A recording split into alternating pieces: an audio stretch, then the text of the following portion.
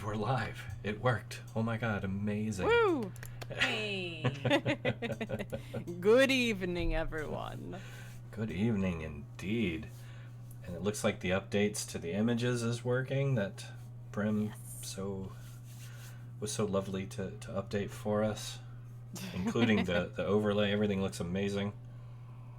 Oh, thank you. We are here, ladies and gentlemen, and I apologize for the go live notification showing TOA. As you can see, this is not TOA. I don't know why it's coming up like that, but OBS has changed something, and I just don't feel like fighting with them right this minute.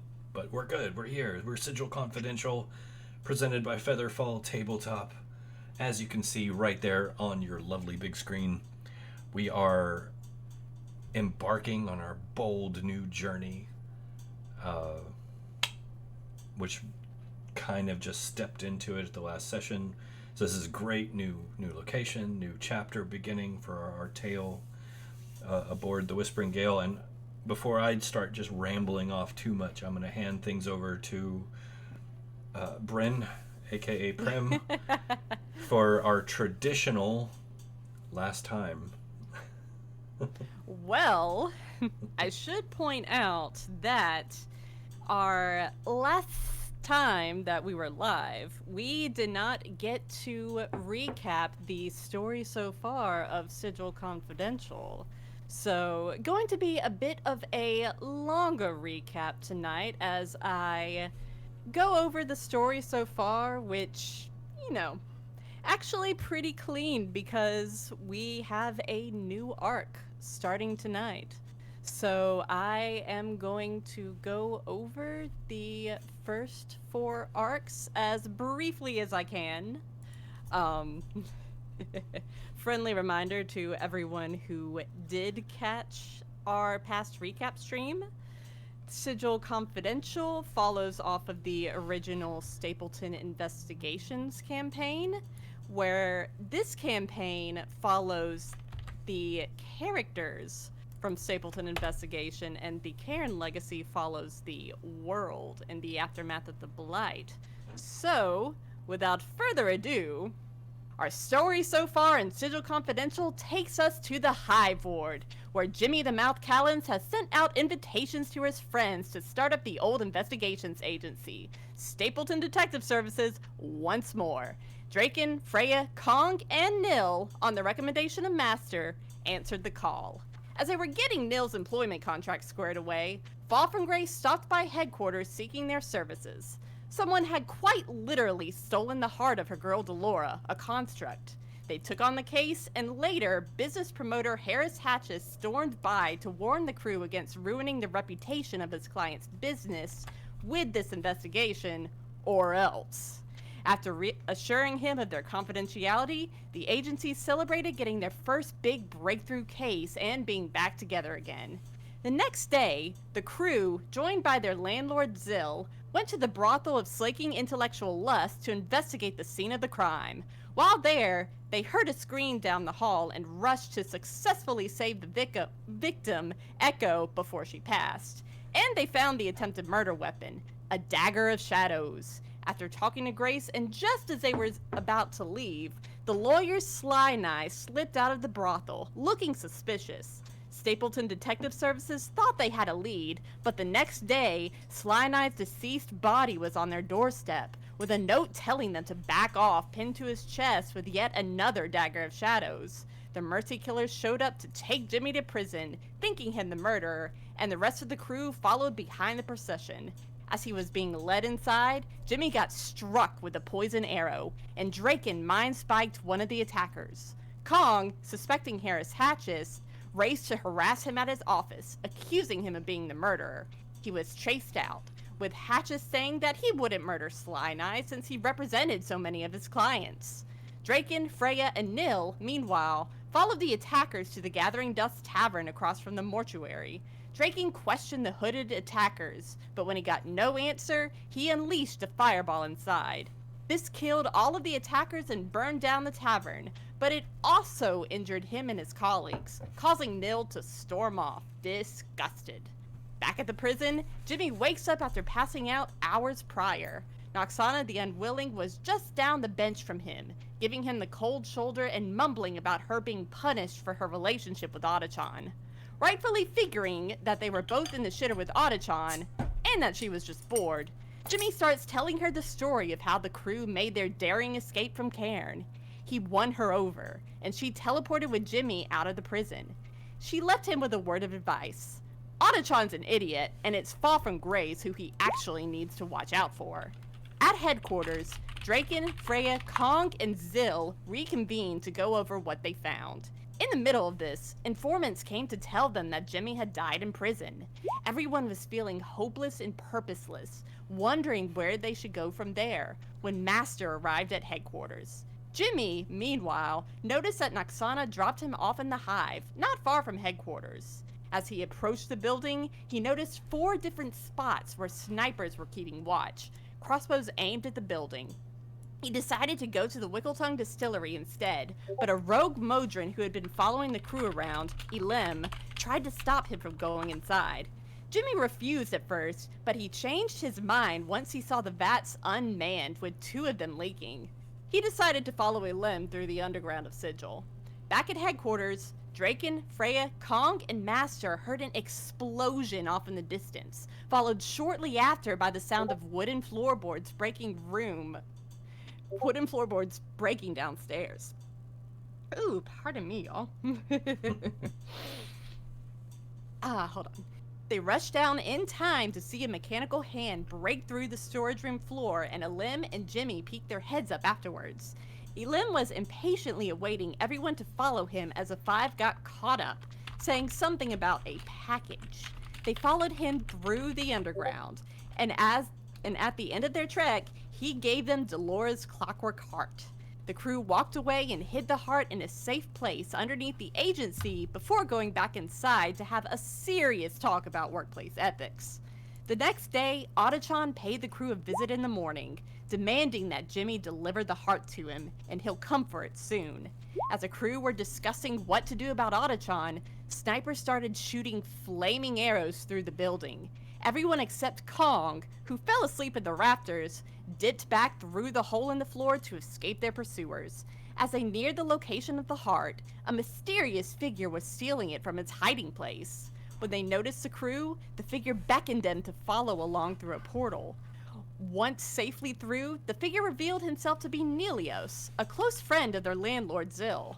They stepped out to explore their surroundings and found themselves somewhere disturbingly familiar. The Shadowfell echo of the forest outside of our moon in Cairn. They steeled themselves and approached the wreckage of the Fettered Cloud, where an entity wearing Mycroft Stapleton's face was awaiting them. As the corpses of the Beck soldiers around them rose and aimed their arquebuses in their direction, Stapleton offered to send them home if everyone made a deal with him. He wanted Jimmy's time, Draken's eye, Freya's summer, Almond Milk the donkey from Master, and a warlocked pact with Nelios. Everyone arrived back at the agency distraught and shaken, making the decision to turn in for the night. The next morning was not any better. After Jimmy called a group meeting to discuss the situation, Freya expressed her desire to return home, portaling back to the Feywild after the meeting. Jimmy, Draken, Master, Nelios, and Kong decided to handle what was within their power to take care of, and went to go meet with Grace. The crew handed her Dolores' heart, fulfilling their contractual obligations, and Jimmy asked her for help getting Otachan off their back. Grace revealed that she was the one who stole the heart in a ploy for them to kill Otachan, knowing that he would harass them in order to get the reward money she was offering. Jimmy, exasperated, asked her for backup in this endeavor, but she deflected, telling Jimmy that the person who he needed for the job was a local legend who was impossible to track down, known only as the Ghost. Even though one pact with a powerful cryptid was enough, they were in desperate straits. The crew tried to get information on the Ghost, and as expected, they were hitting dead ends.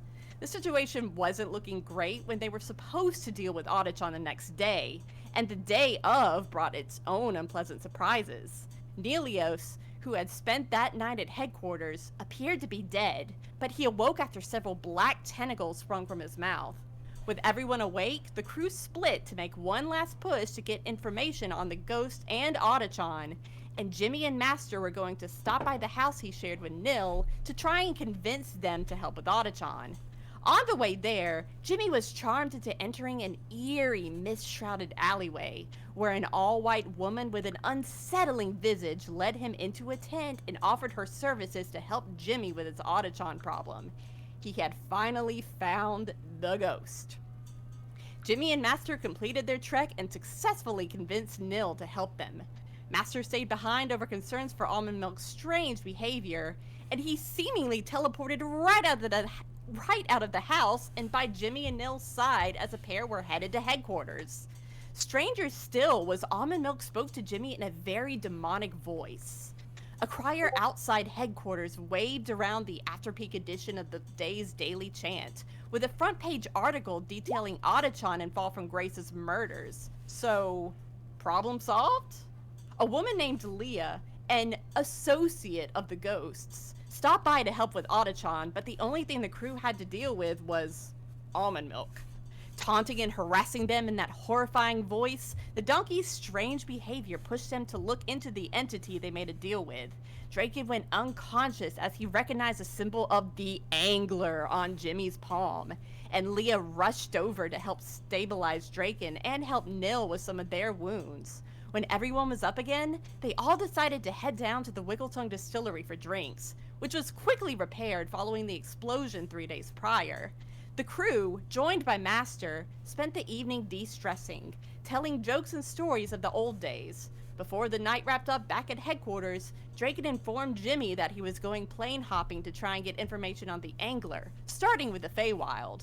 Leah, terrified of repercussions from the ghost for not doing the job she was sent for, ran into Jimmy's office crying. When he went in after her, the ghost was in his office instead, accusing this of all being an elaborate setup to do her in, with a dagger pointed at his throat. Jimmy convinced her that it was not and mentioned that he could use her help staying alive in light of everything that was going on with the angler. The ghost, admittedly fascinated by the crew, agreed to this and left for the evening. The next morning, the ghost appeared at headquarters with the before-peak edition of that day's daily chant, containing a front-page article on the murder of the tout, Kylie. She now fully believed him about Otachan, because if someone wanted Kylie gone, getting Otachan out of the picture first was the best way to do it. The Harmonium stopped by afterwards and put Stapleton Detective Services on the case. Arriving at Kylie's townhome, they walked in on a macabre scene, as someone had reconstructed a map of the first layer of the abyss out of Kylie's body and blood. Her pet Ethic was missing, and so was her head, replaced by a memer repeating "I am in hell" ad nauseum. Jimmy had Nil try and dispel any magic to get the Mimir to shut up, but their efforts only made the scene collapse. The Mimir blabbered onwards. A member of the Dustmen, Timber, showed up to the scene, offering his help investigating the case. They spent the rest of the day gathering information of Kylie's actions and acquaintances. The next day was spent at headquarters at the suggestion of the Harmonium, who heard a tip that another murder was going to happen that evening. While they were researching, the ghost picked up a tip while meeting clients that someone was selling the corpse of an Ethic. She sent an associate to go investigate, thinking this could be a piece of evidence that would help the crew. What was there instead was a cloaked figure arranging another art installation at the Shattered Temple, who chased down her associate. The ghost appeared at headquarters late in the night with her associate's shirt, which had the bloody handprint of the killer on it from where he got a hold of the sleeve. As this was happening, the before-peak edition of the next day's daily chant arrived on their doorstep, with a front-page article on Sare's murder and blames pinned on the ghost. The rest of the crew were highly suspicious of Jimmy's new friend, but they pressed onwards. Morning brought a new face to the agency, Casey, who had answered an ad in the daily chant for another investigator to join the team. The crew of Jimmy, Master, Nil, Timber, and Casey, and unbeknownst to them, an invisible ghost, found a scene at the Shattered Temple much like the one they saw 2 days prior, but this time the featured plane was Carceri. Jimmy found evidence of footprints that confirmed the ghost's story and innocence, but trying to get information out of the Aethar present proved less than helpful, especially as they had been feeble-minded. Wait, I say Carceri. The plane was Acheron. Actually, pardon me, people. I was thinking of the lore of Sare's people. Close enough. Don't Realized worry, I had it's a lot. miswritten. Close enough. Close enough. Chaos ensued as a huge concentration of arcane energy was coalescing around the art installation made out of Sare, and as the crew frantically tried to stop it, the Lady of Pain showed up to turn it off. She glanced the crew's way and floated off wordlessly, with no one getting flayed or mazed, a true rarity for an encounter with her serenity. They finished their business at the temple and ensured everyone's safety before going off to hire help to fix up the storage room at headquarters and convert it into a kitchen, at the behest of Zill's mysterious girlfriend. They all gathered around to discuss the evidence so far, along with any leads the next morning. The biggest point made was how the Daily Chant appeared to have information on the murders before they were complete, even, suspecting involvement. As they were talking, the Inevitables, every single one, marched outside. They're only deployed in matters where the natural order of the multiverse is under threat, so to see every one of them together in one place, something big was going on. The crew followed them to a large forge where they stood guard outside. Jimmy convinced them to let the agency enter, where they found yet another murder. Tarholt, his remains arranged to look like the plain of Arcadia. The Inevitables shooed them out after a set amount of time, and as they looked back over their shoulders while walking away, the crew watched them shut down the ticking arcane time bomb and clean up. They left to go investigate the headquarters of the Daily Chant afterwards.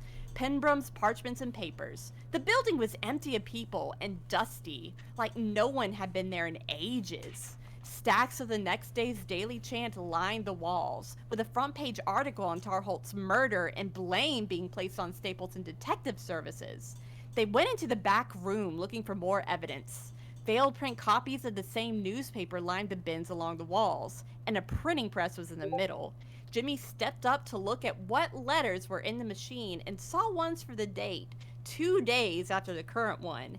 And as he was looking, the machine collapsed on top of him. He deftly dodged out of the way before any harm could come to him, kicking up dust in the air. Pardon. I need water, y'all. It's the dust.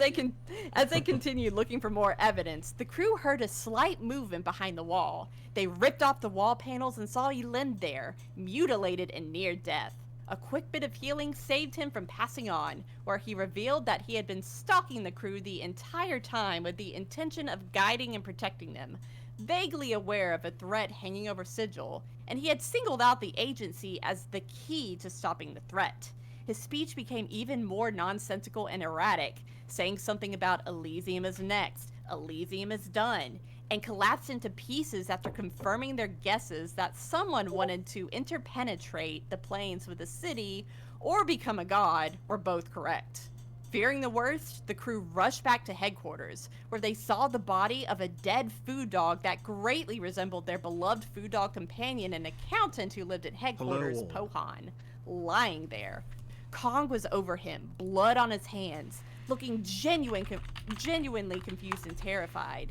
He pleaded that he didn't know what had happened or what came over him, and he rushed out of the office in his shame. Casey and Timber carried the body upstairs, carefully dissecting it, where a layout of Elysium was inside. The corpse exploded upstairs, leaving a huge hole in the wall.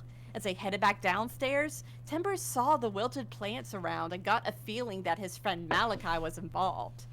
Everyone desperately needed a drink after the chaotic day. They went to the Wickletongue to de-stress, and who should arrive for a drink but Malachi? He was a strange man, not completely in his right mind, but he had also been following the crew and informed them of the killer being an Alhoun. He also brought them a very much alive Pohan. The crew left the distillery, finally feeling like they were getting somewhere with their investigation. As Timber was heading home that night, he got intercepted by Malachi once more, who was acting strange. He decided to turn around and go back to the agency, and as he looked back over his shoulder, he watched Malachi perform some ooey-gooey tricks that had him suspicious. The crew noticed 3 figures that looked like members of the crew outside of a warehouse nearby. As they went to investigate, the figures were gone, but they were accosted by 3 gray slimes. They pried open the warehouse door, and a voice rang in their head asking if they were ready, though they couldn't see anything through the magical darkness. They fired spells and attacks into the darkness, their efforts looking fruitless. What's worse, Timber got disintegrated. Draken arrived back from his plane-hopping adventures just in the nick of time, dispelling the darkness and illuminating their Alhoon killer. The situation looked like it was turning around, but the Alhoon disappeared before they could finish the fight. Jimmy, Draken, Master, Nil, Casey, and the Ghost, for once visible, though she had been a presence hovering around the crew the entire time, found evidence near a grate leading down into the sewers. They made their way down and battled their way through illithids and oozes, turning and running when they were face to face with the Beholder. The crew turned around to help the members prevented from leaving, preparing to brave what horrors they were about to face in their weakened state. As they were nudged deeper into the chamber, they stood before an elder brain. He made it clear to the crew that it was he who was making a run for godhood, but one entity stood in their way, the Angler. Being a direct link to the Angler, the Elder Brain wanted either the crew or almond milk, and the crew was off the table.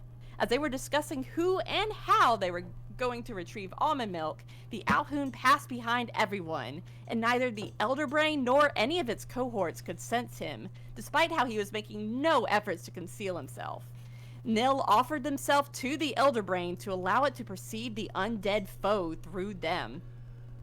When Nil, now under the Elder Brain's control, was looking directly at the Alhoon, terror set into their powerful foes. The 4 illithid bodyguards of the Elder Brain took it and its chamber down into hiding, and the Beholder went chasing after something in the darkness. Free from the grasp of tentacles and mind control, the crew were freed to lead the sewers. As they were leaving, they saw the Beholder try to run, badly injured, before an invisible force pulled it back into the darkness. No one wanted to stick around for whatever was back there. The next day, Jimmy, Draken, and Casey went with Master and Nil to their home to try and contact the Angler through almond milk. He did succeed, and he offered to take care of the god brain problem if Jimmy handed over Nil, Casey, and the Ghost to him, but he refused. The Angler left them with the advice to watch whose money you pick up. They returned to headquarters to try and decide what to do next when Zil came up to complain about the quadrones that had been staring at them from the roof across the street. They were able to reprimand one and bring it inside with the ghost's help, but they didn't have any helpful information. They were guarding a warehouse full of clones of a limb. Pohan suggested they might have a limb's memories and could question them for the information they were unable to get from a limb, but the ghost, who had picked up the pieces of a limb's mouth at the warehouse without the crew knowing, used a speak with dead spell to discover that the Jathaman dagger was the key to stopping the ritual of ascension. They started trying to look for it in Sigil, and they learned that the printing press was all a front, and a powerful artifact had passed through there recently with the Inevitables as its bodyguards.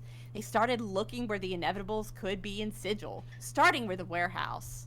The Alhoon was back inside, and this time they were able to take care of him very easily. The Jathaman dagger clanked onto the floor from its corpse, and as they picked it up, the Angler in Almond Milk's body came to harass the crew and demanded they hand the dagger over. A noise behind them had the ghost on high alert, who went to investigate in case there was any further danger. What she found there was a woman tied up, and she freed her from her restraints. As she walked forward, the Angler seemed terrified of her and left in a hurry. The woman was a cleric of Ogma named Irene Watts, who was interested in their plans to kill an Elder Brain and wanted to join. Pohan also came and joined them, wanting to get out of the house because Zil and his girlfriend were fighting again downstairs. They went back down into the sewers, and after an epic and harrowing fight, they succeeded, but it didn't feel like it was over. A portal sat in the middle of the Elder Brain's chamber, and Watts fell inside of it. The rest of the crew followed. They found themselves on the plane of water and face to face with a Aboleth, who was the actual being vying for godhood. Though severely weakened and having many brushes with death, they managed to succeed in slaying the already semi-divine Aboleth. It did continue to stir before Jimmy remembered from the legends of the dagger that he had to plunge and leave it in the godlike being for it to stay dead. Once that was finished, Pohan had opened a portal back to Sigil, and they all exited the portal inside of the Wickletongue distillery. 4 months had passed since, and after a long break and a small sabbatical to Elysium, Jimmy decided to close up Stapleton Detective Services, knowing that he couldn't keep running the business like Stapleton had. Nil had their own plans involving one of Sigil's many factions, and Master followed them. Casey, feeling homesick himself, left to go back to Toril. It was just Jimmy, Draken, the Ghost, and Watts. A Yuan T named Istu came to the agency seemingly on a mission from Nil and Master themselves, and as they were trying to get information out of them, an int named Tavarius burst down their door. Not accepting that the agency had closed down for good, he wanted them to investigate his master's murder and make sure they never operated in the city again. The crew accepted one last case, and the next day, they went to the mansion of the great Gambinelli to investigate his murder. Tavarius locked everyone inside, along with Gambinelli's lover, Lady Alora, brother, Lieutenant Darvold, spiritual advisor, Madame Vila, cook Lucinda, and maid Marion, not allowing anyone to leave until the murder was discovered. As the crew investigated the crime scene and followed any trail of evidence they could find, Gambinelli's people proved less than helpful, even actively blocking their investigation in some cases. Their investigation eventually led them to discover a teleportation network in the house and even heard someone using it. The Ghosts and Watts posted upstairs to try and catch who was teleporting around, but Watts got attacked. She couldn't see her attacker in the darkness, and all they had to go off of was claw marks raked across her chest. Soon, all heard blood-curdling screams, and the cook Lucinda was murdered and, unfortunately, headless. They found the impression of the word Kion on some parchment, but their investigation turned up fruitless, and everyone in the manor was behaving rather suspiciously. Even Draken tried to attack his friends, leading everyone to believe that mind control was at play. Following the trail of a likely suspect led them to another murder, Lady Alora, who also turned out to be the maid Marion. Investigating her murder found her jeweled pendant missing and another note in the teleportation network. Draken polymorphed into a cat to see if he could pick up any unusual spells, and he detected a smell that was at the same time cat-like and infernal. Piecing together everything that was going on, they were able to figure out that a Rakshasa was the murderer. Gambinelli had Blackjammer's cutlass hanging on a mantle above a fireplace, and Jimmy convinced him to join up. The Rakshasa made one last-ditch effort to save his hide by putting on Gambinelli's face and framing this whole ordeal as some sort of test for the crew to help him catch the real betrayer in his midst, but they were having none of it. They chased the Rakshasa around the manor, and they managed to successfully kill it, closing the book on the agency's last case. Now, I will say that I do not have the entirety of Arc 4 written, because I was very busy in taking care of a butt, but quick recap. Week later, Ratt and Ristur show up offering their services to the agency, figuring that, you know, they need a little help with something, and Jimmy contracted them to effectively help whenever they went spell jamming eventually. And Glazia, the Princess of Hell and ruler of the 6th layer of Beator, showed up and informed Jimmy that he had a 1,000,000 gold bounty on his head from Asmodeus. Didn't know why, but, you know, obviously this was very alarming. The ghost started up a seance to try and get some information on a pendant that Glazia had handed him, and as the ritual was done and she informed Jimmy about the pendant, a magical conduit opened up between the two, and Jimmy and Draken were pulled into visions of the end of the world of Cairn. So the ghost got a full recount of what happened. So, and some 2 days later, Well, Jimmy, first of all, sent off some couriers to go find out information on what was going on here. And when one came back, one never came back. The other one looked pretty beaten up and said Shepherd Scratch sends his regards.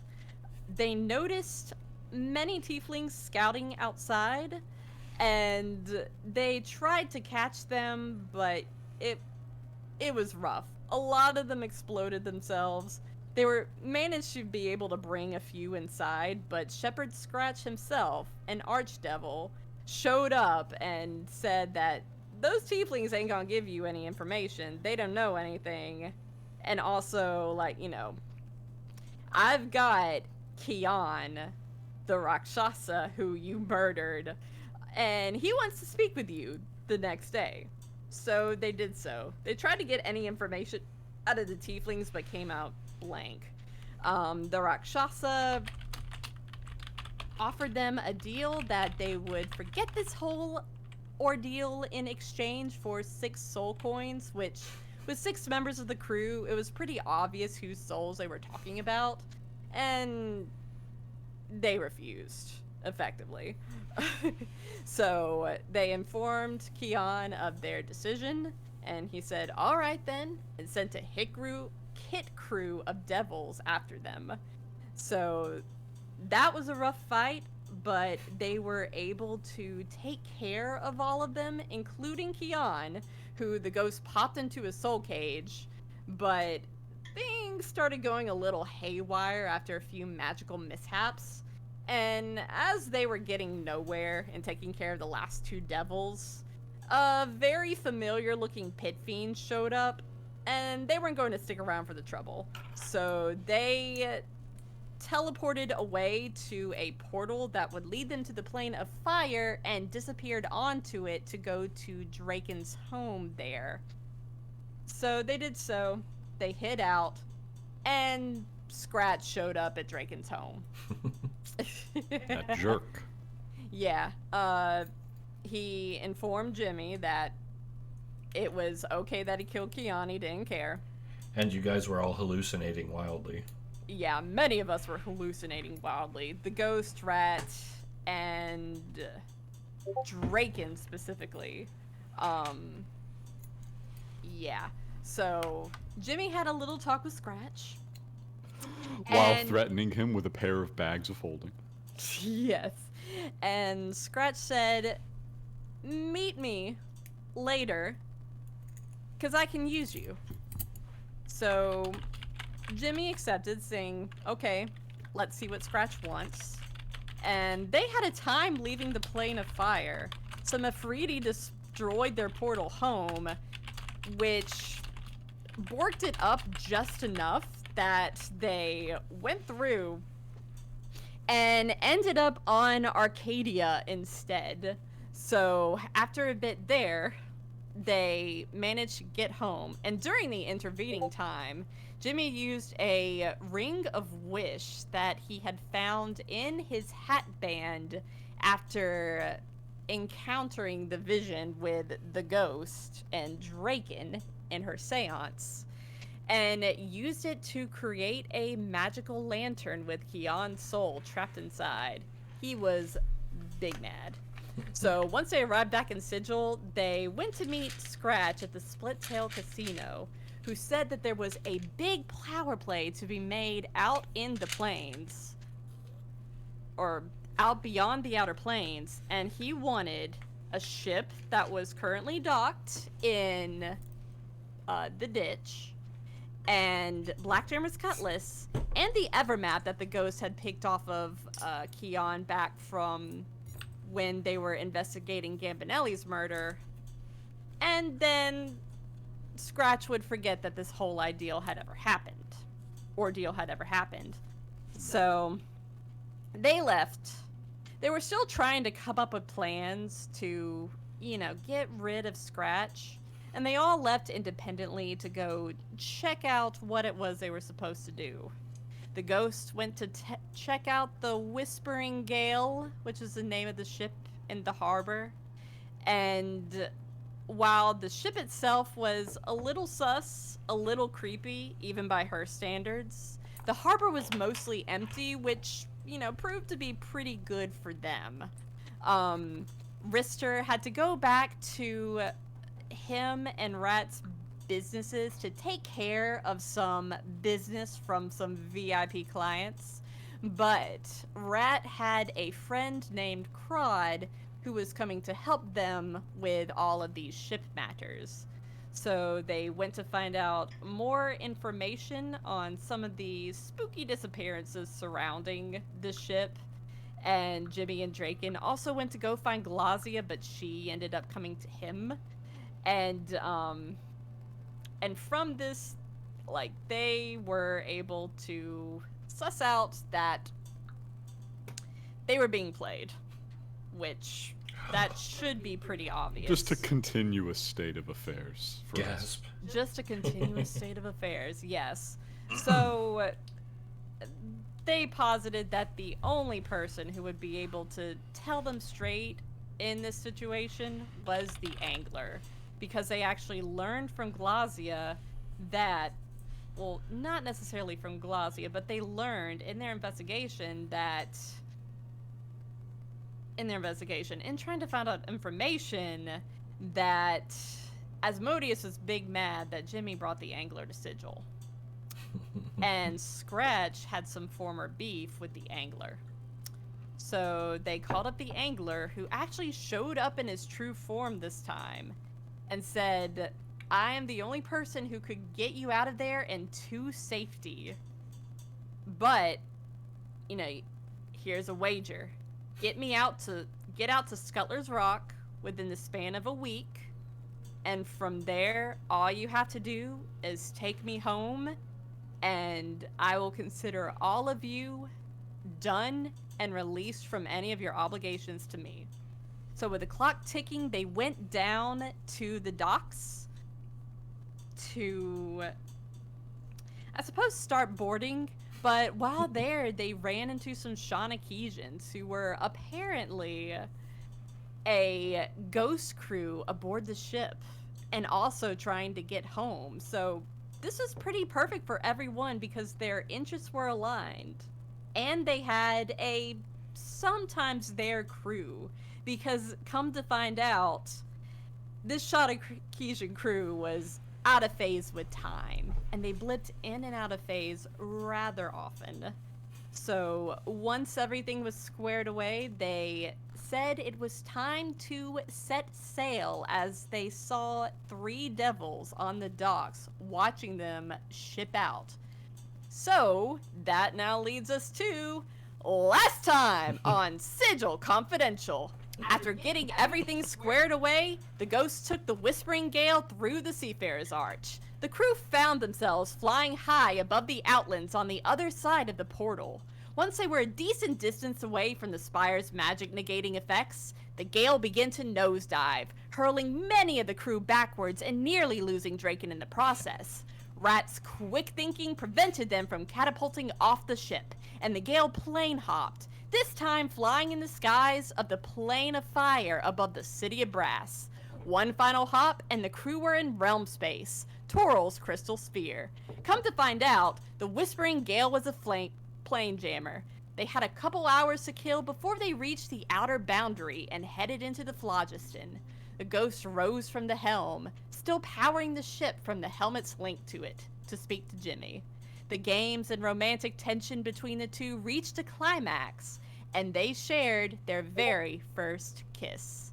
As a whole crew gazed upon the shimmering stars that lined the inner wall of the obsidian sphere, they had a moment to reflect on the long and strange journey behind them that led to this very unique point in their lives, one that most never dreamed of being at.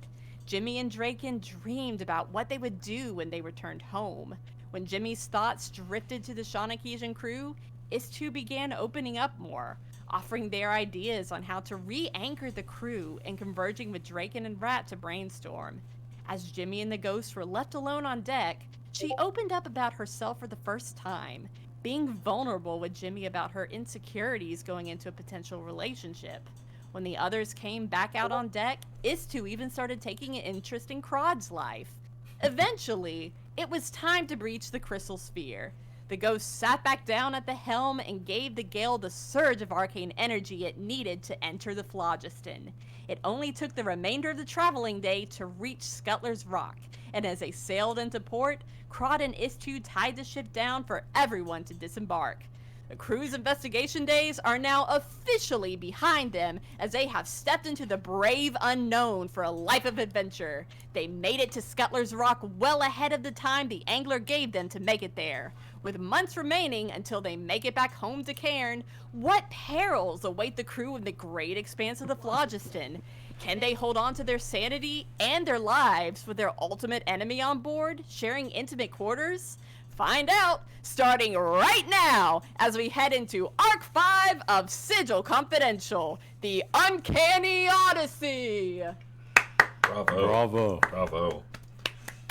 God. The biggin. Go get a glass of water.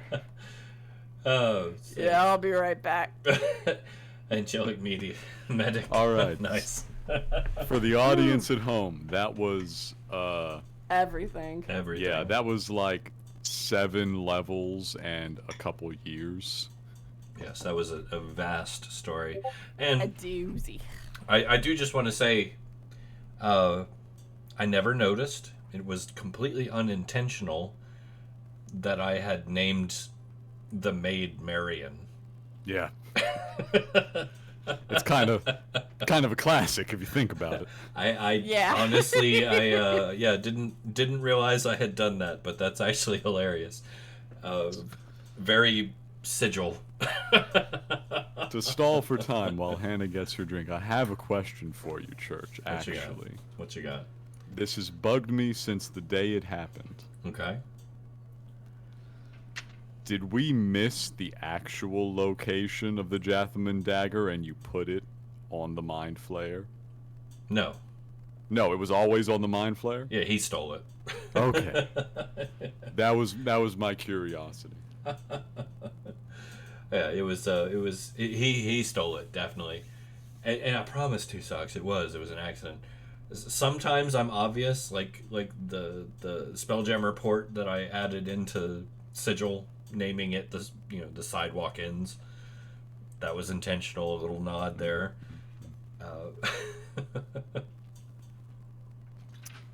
Marion, though, that's just... That was You're sitting there thinking of names for a maid, and somewhere deep in your mind is still English Lit 2. Yes, Marion. That sounds perfect. Marion. That's right. It is. That's the perfect name. Water acquired. There was I don't know if you mentioned that the ship is sentient. The Yes. Gale is actually sentient. I don't know. Did it come is a out? mimic. Yeah. Did it come out with the in character knowledge that it is a mimic? Oh yeah. Yeah, it's known by the crew now. Okay. So yeah, the Whispering Gale is indeed a antediluvian mimic. It's ancient and enormous. Obviously, it's taken on the entire form of a spell-jamming ship, which we'll get into as we go, I'm sure, especially if it gets hungry. But I believe you guys were just drifting up to Scuttler's Rock, right? Mm-hmm.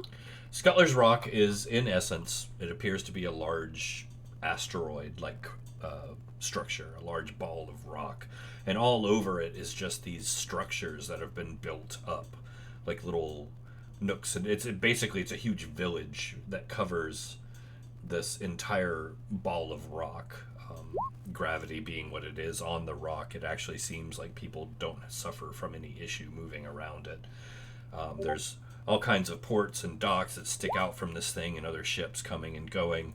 As you drift up and dock yourselves, you arrive once finally at Scuttler's Rock. It is dingy, it's dirty, there's a bustle, there's loads of people of all manner. I believe we kind of went over that, including occasionally seeing like little trios of like illithids roaming around and people not really freaking out, which is very odd for you guys. I surveyed it from the deck. I breathed deeply. Draken, you smell that? That's a fresh stabbing on the wind. It's got that metallic. Yeah. It's familiar, Mm. comforting a little. And do you smell that? Smell that char, that delicious meat smell. Mm. That's somebody being burned. That's going to show up at a street vendor, and they're going to be very evasive about what they're selling. Oh, I'm sure it's fine. It's fine. That is some long pork. Yeah. Yeah. It's delicious. I don't want to offend you, Jimmy, but long pork is quite good. I prefer not to think about it. So, are you guys disembarking? Well, yes. All right. So the gale is tied off. No problems there. Is everyone disembarking? Yeah, I would think so. Yeah. This is a great time to split the party if you want to. Flawless time. Well, now that you say No. that, First of all, no. Second of all, hell no. Oh, I'm sure. It's Normally, I'd worry about somebody stealing the ship or stealing from the ship, but I have a suspicion that the gale can take care of itself. fine. The gale's pretty capable, yeah. All right. So you disembark onto this long, rickety, pier-like structure that just seems to free float out into space. And when I say long, this thing's probably somehow, and this is like defying physics, but somehow, like about a good 210 feet long. And it's only about 5 feet wide, just rickety planks of wood leading to what appears to be a large warehouse district with weird-shaped buildings that are just ramshackle and put together. Many of them look like they're put together with pieces of old ships, in fact. So they're odd angles and weird shapes to them. You make your way down? I shake my head and I say, I'm not looking down. I've come too far. I'm not looking down. The view down is not that much different from the view up. That's the irony. I'm not looking up either. So you make your way down the pier. It rocks up and down in this kind of weird, almost circular pattern. You can feel it shifting and creaking and cracking every now and then, and it's a little unnerving. But you make your way down and step off. Kind of catch your breath, let your heart slow down a little bit. Prim is very excited, of course. Or Bryn. Sorry, I was reading Yeah, your meant to comment be there. Yeah. And you hit the ground. It feels solid, earthy solid. And like I said, it huge, just weird array of warehouses around you. Bustling all manner of races, including some that you don't recognize. Weird creature, insectoid-looking creatures, and creatures that are misshapen, and things that don't even have limbs, just blobbing along. It's very odd. Did Crod just fly down? Can Crod fly? Oh yeah. He slid on the ropes first a little bit, and then just jumped off and then footed down. Yeah. Crod's an old salt. He's got some practice. I do fly down though. I look over at him and I say, now, is that a special trick or is that just confidence? It's fairy dust. Right. It's a bit of both. You see, I have the skills and the confidence. I So- nod. Yes. If you want, and for those of you who are just joining us for the first time, I have this very particular rule that perception checks are always optional in my games. So if you guys want, you're welcome to make a perception roll here. I've never turned one down. This is true. When has anyone ever turned one down? Well, Sure. and half the time you guys don't need to roll. Look at these rolls. Look at how much my players cheat, everybody. I've got a 1 + 1. I got you. See, I There- failed. There we go. At least somebody rolled under a 20. I can't. I can't. That's the lowest roll. What was that die? Let me check what that die rolled. 9. Yeah, that was a 9. Yeah, that was a 9. That's okay, though. That's okay. So, what you see, There you go. what Draken doesn't see, is oh, they'll need it. Don't worry, 2 sucks. Oh wait, did I say that out loud? What you see is this kind of hunched over figure kind of pull his hood back and look at you with these kind of shiny black eyes and this real pallid white face.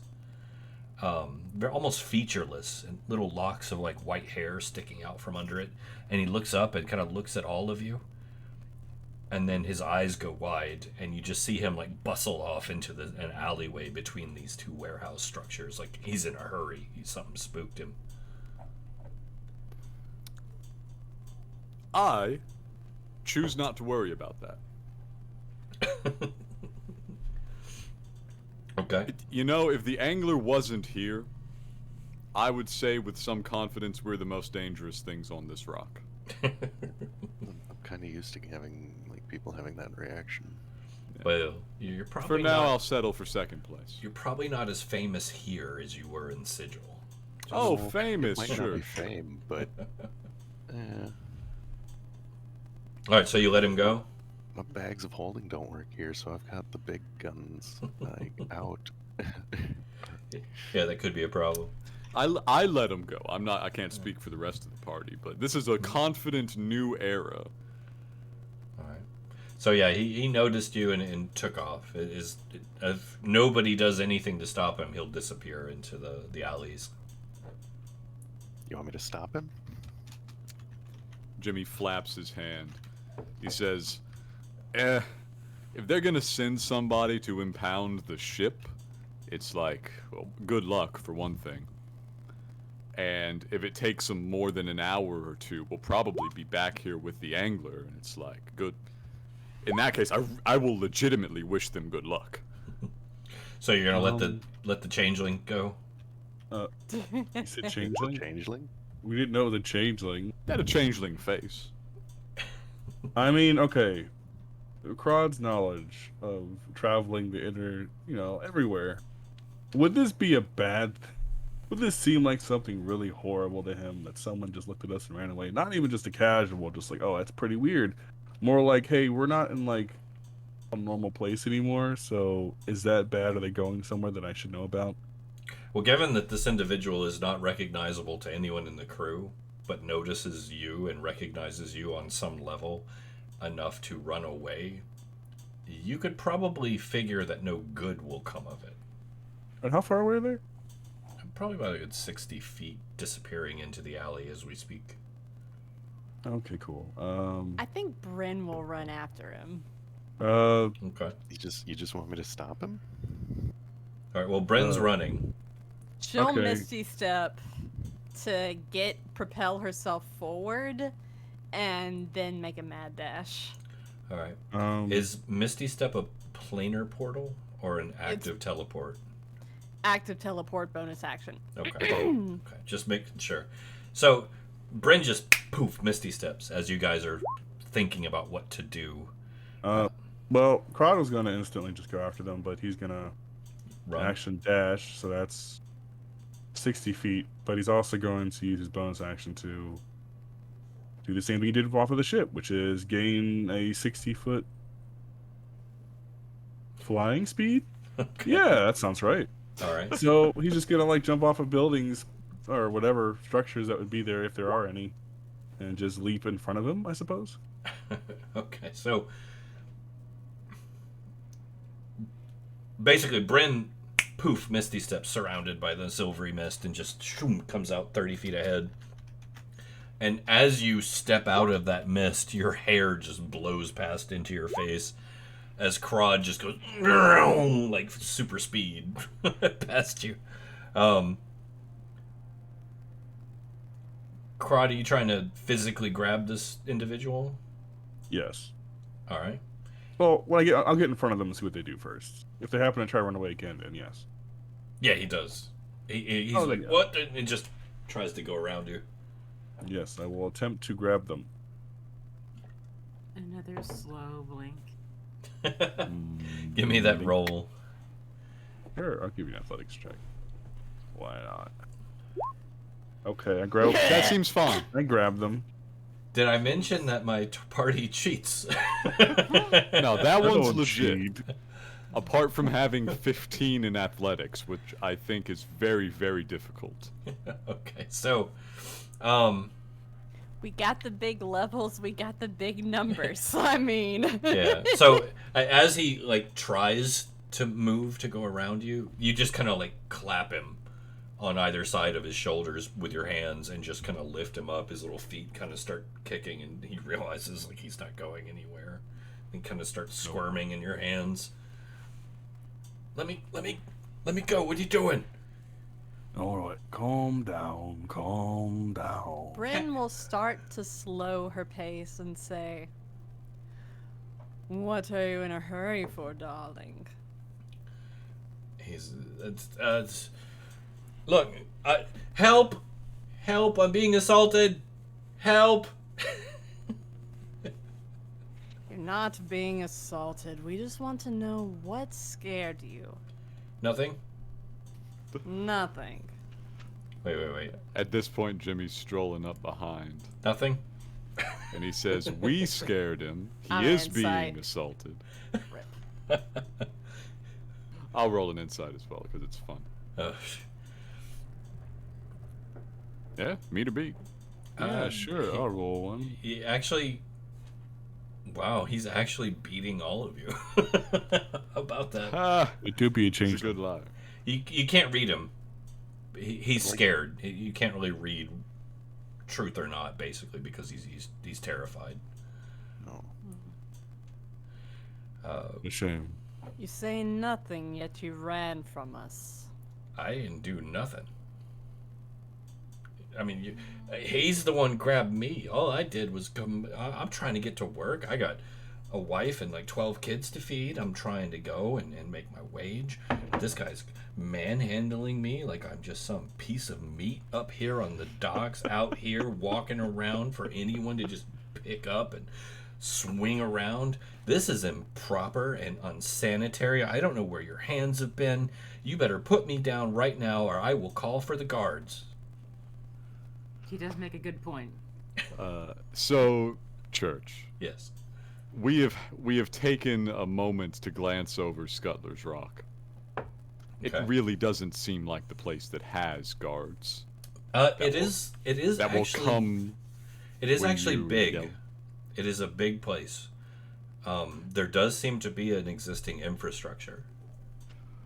An infrastructure, yes, but it will not be policed for petty crime. It's hard to say. Like I can't say for sure one way or the other because you've never actually been here. Crowd might have. Crod might have, yes. With once or twice. Crod, Yes.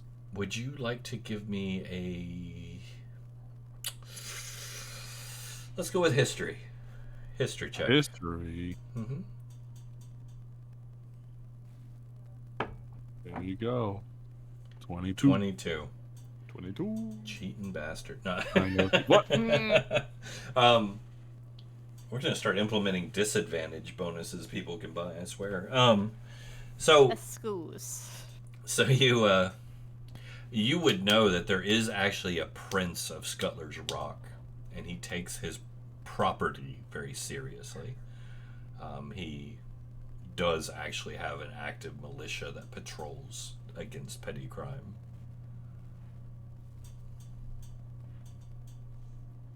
All right, I'll let you go. Just, don't run off until we ask more questions. We're not trying to hurt you. We just want to know why you looked at us and immediately ran away. No for reason. some reason. No reason. No reason. No. Just had places No to eat, reason. things to do. You just had to take a jog. Mm-hmm. Wow. You just met our eyes before you decided to run off. All right, I have this. Wait, what? Oh my God, that's a wall of text. What is it? It's Oh, just Detect thoughts. okay. Detect thoughts. Just surface thoughts. It's not a custom wall of text. It's a well-known wall of text. Yes. You clean it up a little bit sometime, though. Let's see. He can resist this, right? Not the surface thoughts Not one, no. surface thoughts are basically it's her.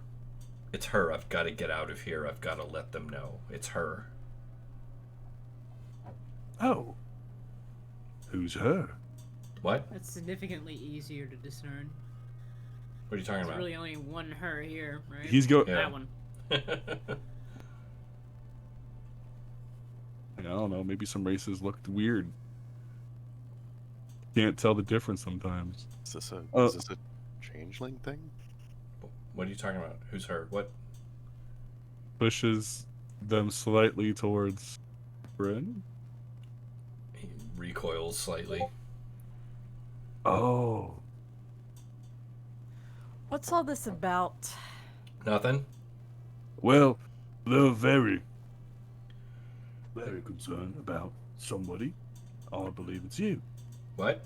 But I don't know why. Why do you... No. What? Mm-mm. No. Mm-mm. No. Mm-mm. Yes. Look. I have to get this thing from the shop for my wife. I have like 6 kids I gotta feed. Thought you said he was a good liar. Who? Didn't you have 12 kids a second ago, bro? What are you talking about? He's only got to feed 6 of them. He doesn't like the other 6. But I have to actually go this way, away from you. And he kind of starts edging that direction.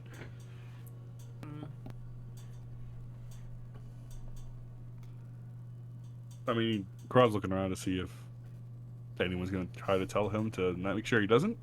Otherwise, Crowd just let him go because he's not going to break the Still law got too much. He ain't breaking that grapple. Free country. Yeah, you... Control somebody's eye path and interrogate them based on that. Yeah, are you still grappling him?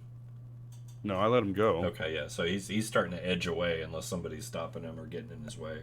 How tall is he? About 5 foot. He's a little guy. Okay, so I bend a little bit down so my eyes are on his level. I'm not that tall, but I got to bend down a little bit. I look at him and I say,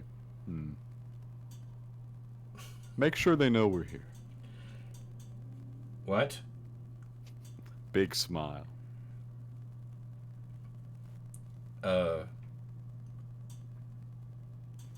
They who? I just look at him. I don't think the they part of the mind reading was said out loud by Crod. No, Jimmy's just assuming that this guy's working for somebody. That was his assumption from the get-go, basically, was that this was an informant who was positioned to wait for our arrival at the docks and report back. So And Jimmy's feeling very brash and bold right now due to the influence of the sword, so he's saying, yeah, let them know we're coming. I don't even know who they are. So Let them know we're coming. even though you're kind of in his face and the one actually intimidating him, Mhm. he keeps looking past you over at Bryn. Like he's more worried about her than you. And Crod, as far as surface thoughts, it's pretty much continuing. Like, God, it's her. I gotta get out of here.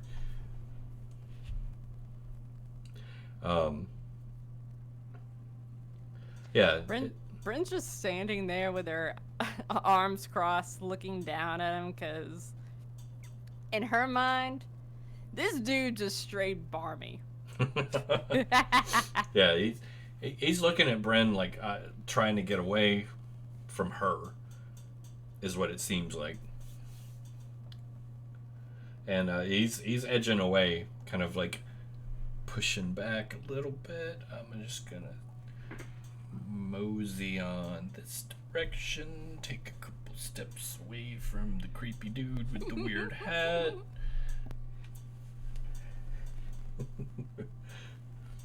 And Her eyes will follow him the entire time. And if nobody's stopping him, he's just gonna turn and run.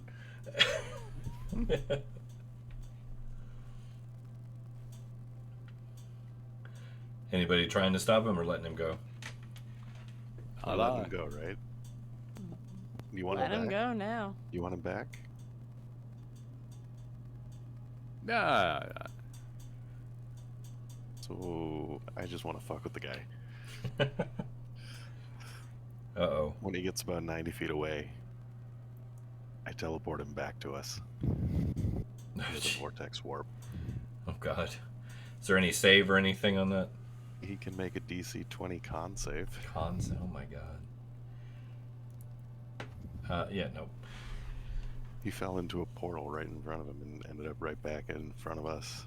Yeah, so he pops out of the portal and just sprawls face first onto the path. As you do, everybody hears Jimmy's cutlass black jammer just erupt. Look at that scurvy shitbag. You should cut him down. Just go ahead, pull me out. Let's cut him, flay him right in half. Let's do it. but then they won't hear that we're coming. I want them to hear that we're coming. Look, Istu Jimmy, looks you've... down at Go ahead. Istu looks down at the guy and is like, first step's a doozy. So Black Jammers goes, look, Jimmy, I know you've got your sights set on this lovely little lass over here, but if you really want to impress the ladies, the best way to do it is to skin a little scallywag like this and hang it up on the sail for everyone to see to let them know who's in charge. So go ahead, pull me out of the scabbard nice and slow so it's terrifying, and let's just peel him like a grape. No, I gotta get the word. I do not want to go round the town telling people I'm here. That's what he's for. That's what I'm for. Jimmy takes a moment to contemplate this, and in the meantime, the guy's probably already left. Istu No, looks at Jimmy. he's sprawled. He's completely disoriented. Like, what the hell just happened? Istu looks at Jimmy and then slowly moves their eyes to the bird on his shoulder. There is a bird on my shoulder, yes. Gives sort of a head tilt. Okay, guess the shit bag doesn't talk then. Yeah. So yeah, It's a better behaved bird than many such parrots, by virtue of having been constructed by Ratt. Well, my point is, if the bird can talk, the bird can say. The bird Right. does have like a The ability to speech. Yes. like Maybe it has message a or range. whatever. So- But What's happening in the background is Jimmy is constantly engaged with a sort of psychological warfare against the sword to control its worst impulses. So at this point, the guy is scrambling to get up and away, looking back at Bren, eyes wide. You get the sense that he thinks that Bren is the one who did this, and that his life is in danger. If a changeling could go pale, he would. Technically, they are living creatures. I imagine they have blood under their skin, so, turn, more white than normal. Yeah, if they are white and not gray. You might be able to tell. I don't think anyone else could. Did that white-skinned guy just go pale? No. You would know because, common thread. Yeah. But yeah, he's looking dead at you and scrambling to his feet and attempting to just run at this point. Bryn will just, after watching this whole thing go on and just seeing his barmy behavior, she'll just look down and go, boo. Yeah, so he nearly trips, runs about 20 feet, unless somebody stops him, barges through a door of one of the warehouses nearby, and as he turns to go in, he actually turns around, holds up the 2-finger salute at you, and disappears into the doorway.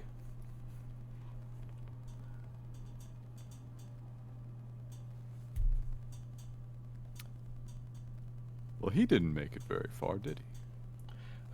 Once again, if you want to, there is a perception check on the table. What?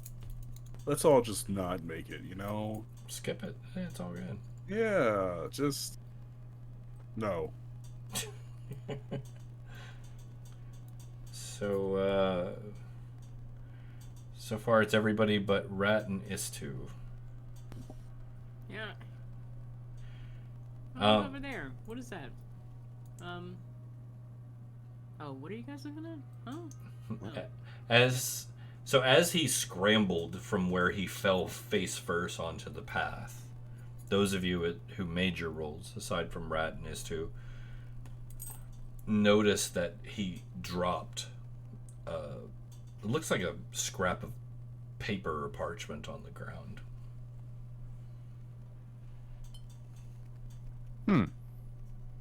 I can read.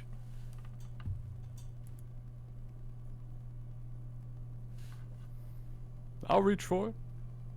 I'm You not grab afraid of paper. Even though I probably should be, honestly. There was a time when a paper exploded on us. You guys have been through some weird stuff, not gonna lie. Yeah. All Are right. the dead especially susceptible to paper cuts, given you can't heal tissue? Yeah, well, I don't really bleed either.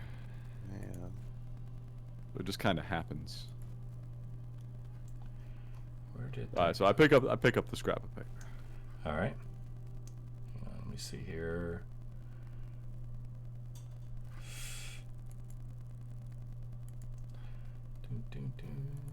Bear with me 1 second. Where did my window go?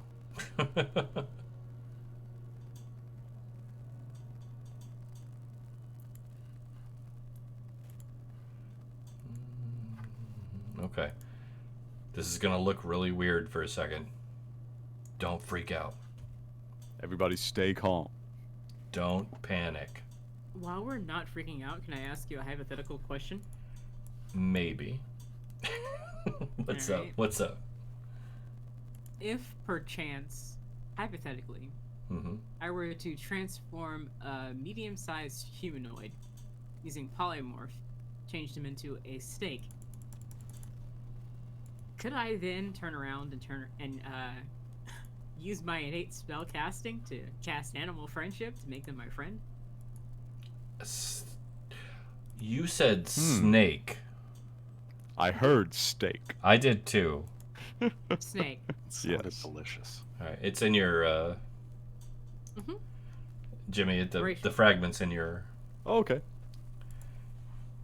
I go and I check. You It's a can racial merit. tell me if you want to share. I mean, the rules of polymorph would still apply. Fair. If you want to share it, just let me know. But I'll do it in character for a moment. I shake it out and I say, I turn to the ghost. I say, what year is it? What you wear? Sigil. What year is it in Sigil? It is the 127th year of Factal Hashgar's reign. Wow, it's pretty old then. What's he doing with this old clip? I squint at it for a moment. So many petitioners banging around the city of doors. Many cagers question the need for a spirit mediator. As he reads the scrap of newspaper, he gets about halfway through. He looks over at the ghost. And then he looks back. He keeps reading for a minute. He looks back at the ghost. He holds up the scrap of newspaper in the direction of the ghost as if comparing something.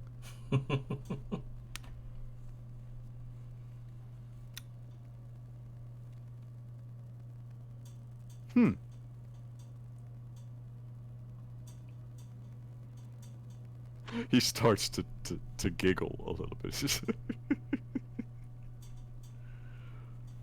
Bryn tilts her head to the side and is going to say, Jimmy, what's in that article?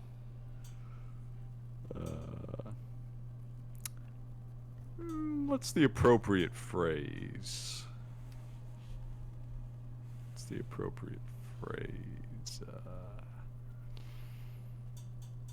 Origin story, maybe? Well, not quite.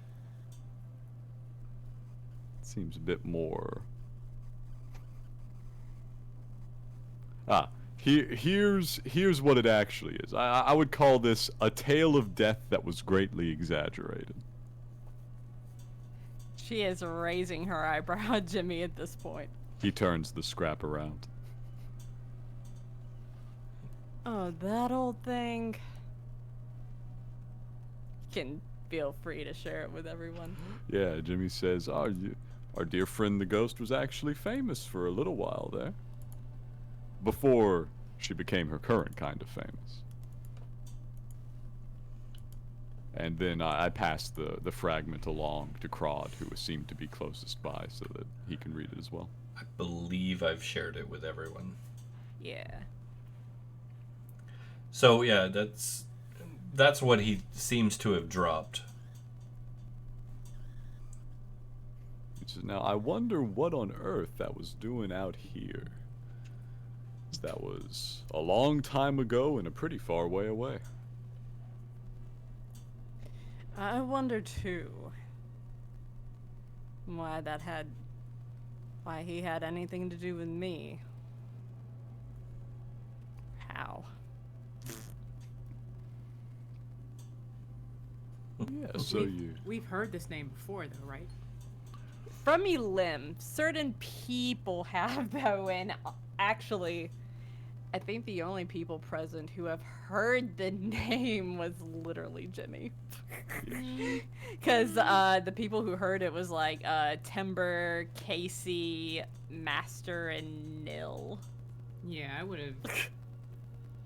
Isty would have gotten the download. Okay. But they're not gonna like make a big deal of it. They're just gonna narrow their eyes, notice the name. So as you're kind of standing around reading this article, which I've also shared for our lovely viewers, you see smoke beginning to come out of the doorway that he busted into.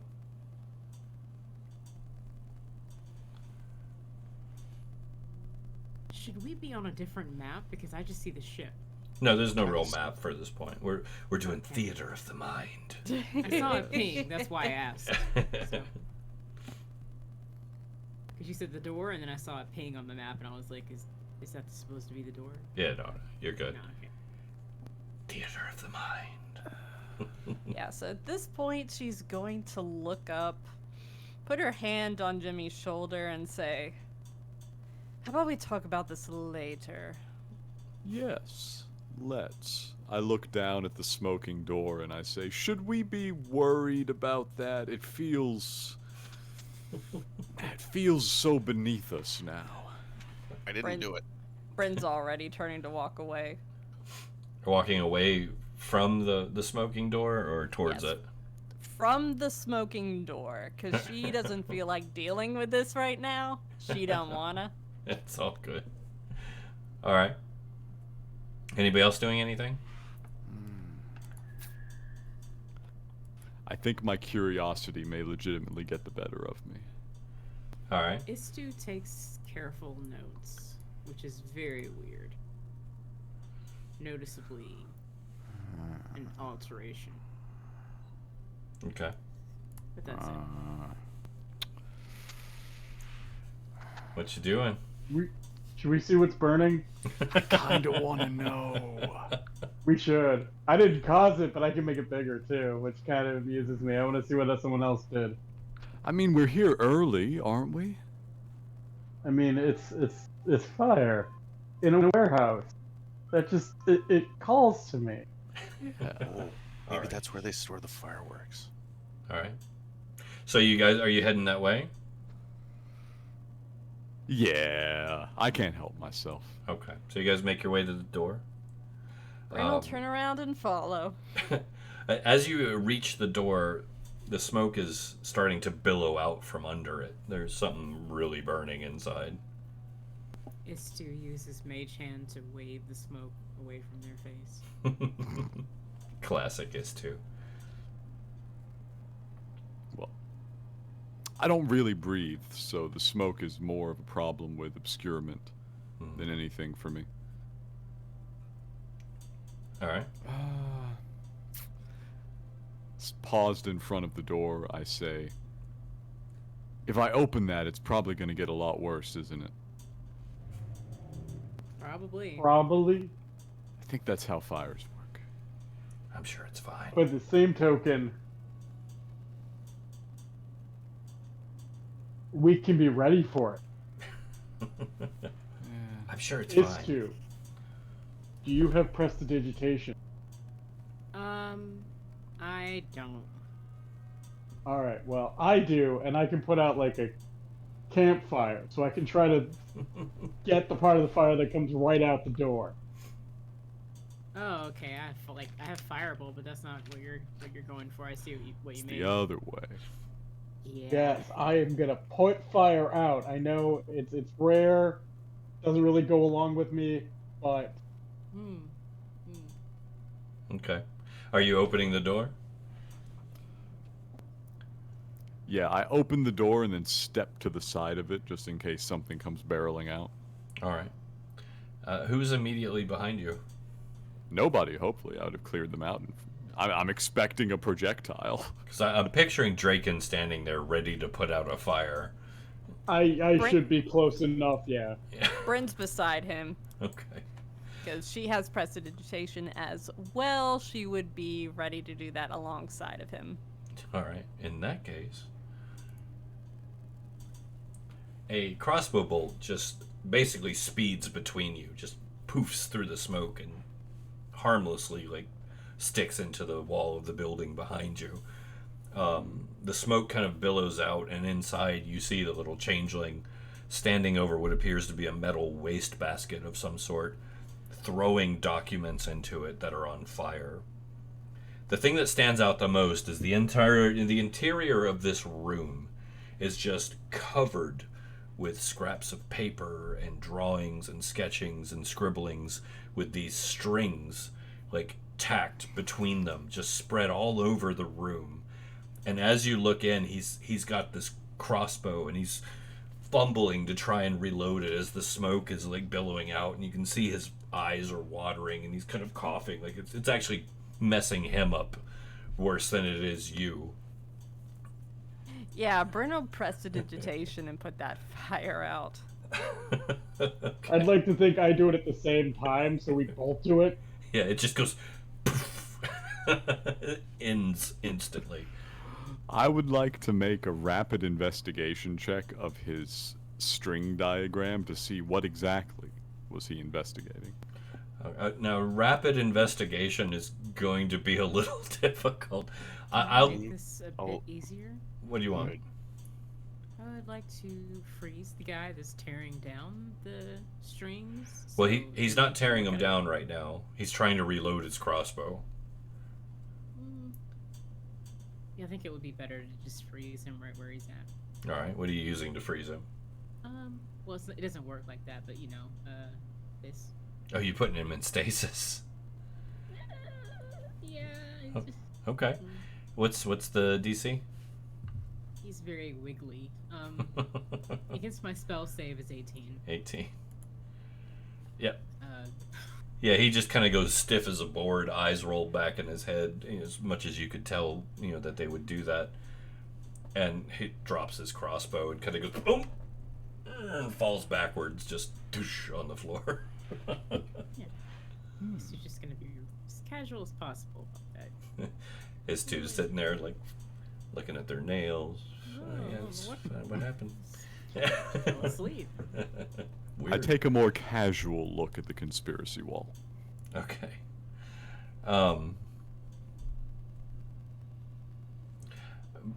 Bryn, the first thing you notice looking into the room is that everything in this room is about you. You're cutting out so hard, man. God. Really? Yes. Most important part of that sentence just He got said cut the off. first thing you notice is static. Everything in this room is about static. So the first thing you notice is that everything in this room is about you. Did that come through?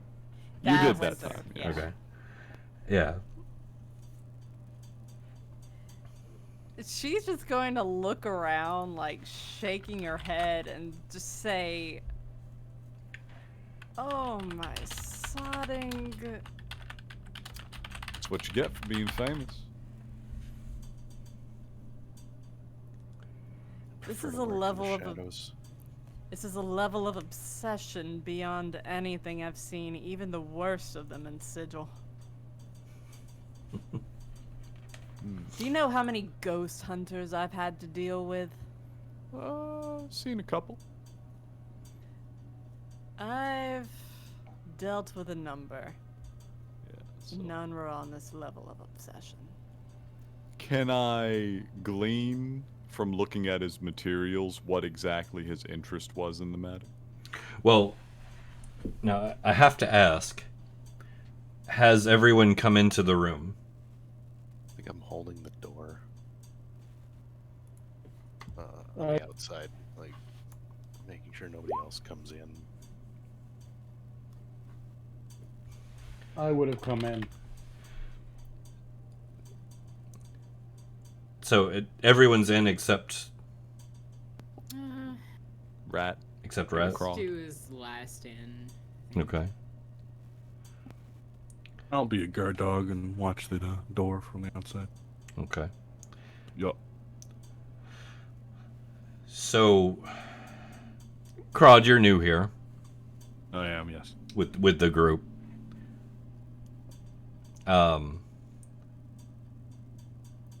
You guys are inside. You're doing your investigative work. You're fumbling around through this guy's mad ramblings and weird articles and sketches and all of these little.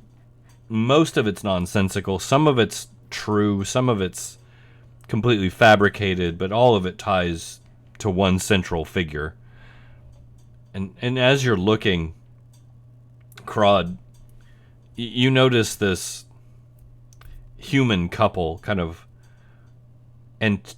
excitedly walking up the lane towards you. Oh no. You did not. All right.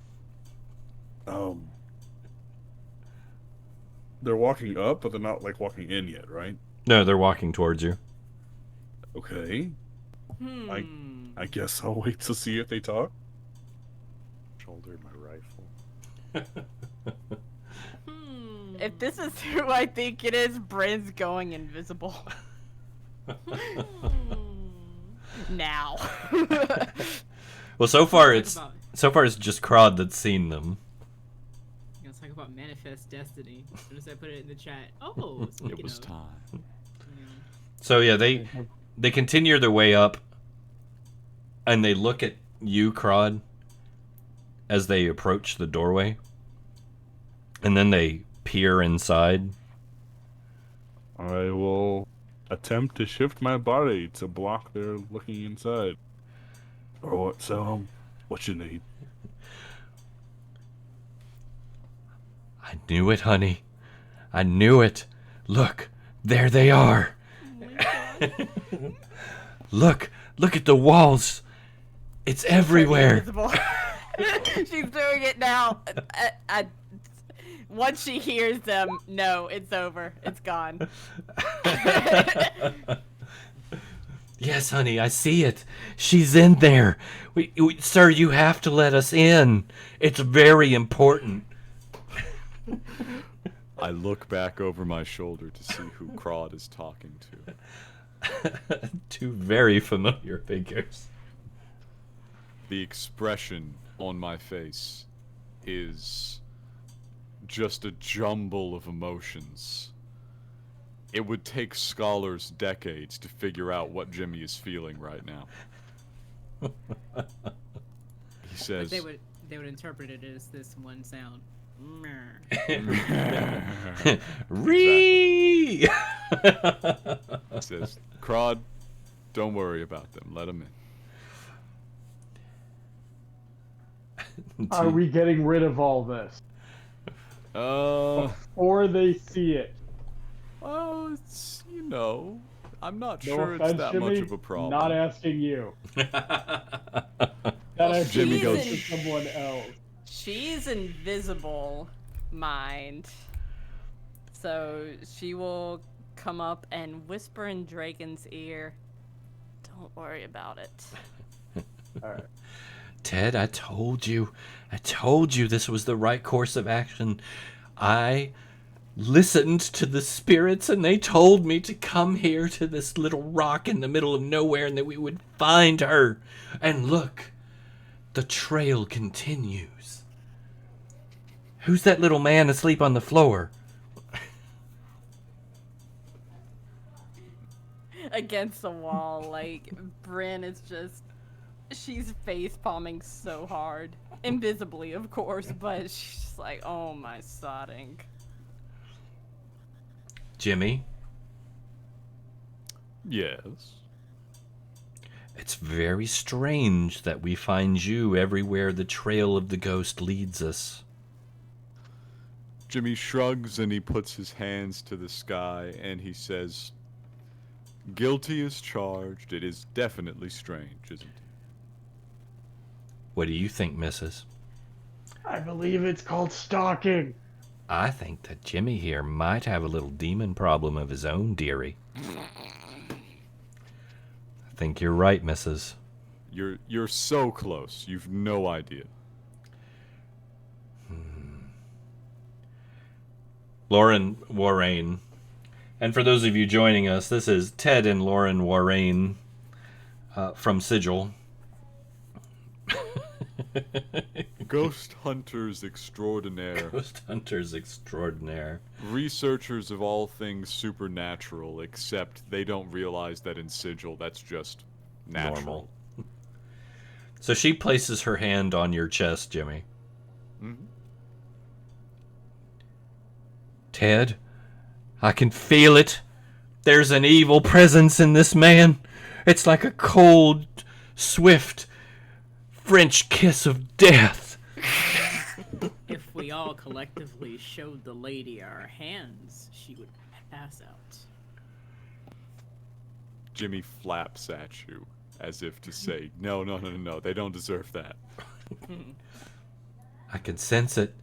I can sense it. There's some power here, Ted. A power that has a strange angle on these poor people. Oh my god! The proximity is astounding. He wipes his hand over his eyes and he says, listen, I don't hate you, even though I'd be justified in doing so. I don't have anything against you. Look around you. He gestures at the conspiracy wall. Jimmy. All of this, you should probably look into this, don't you think? Jimmy. Pull me out the scabbard. Let's end this now. No, these are for entertainment. Jimmy. They're looking at you very oddly right now. They can hear him, obviously. Yeah.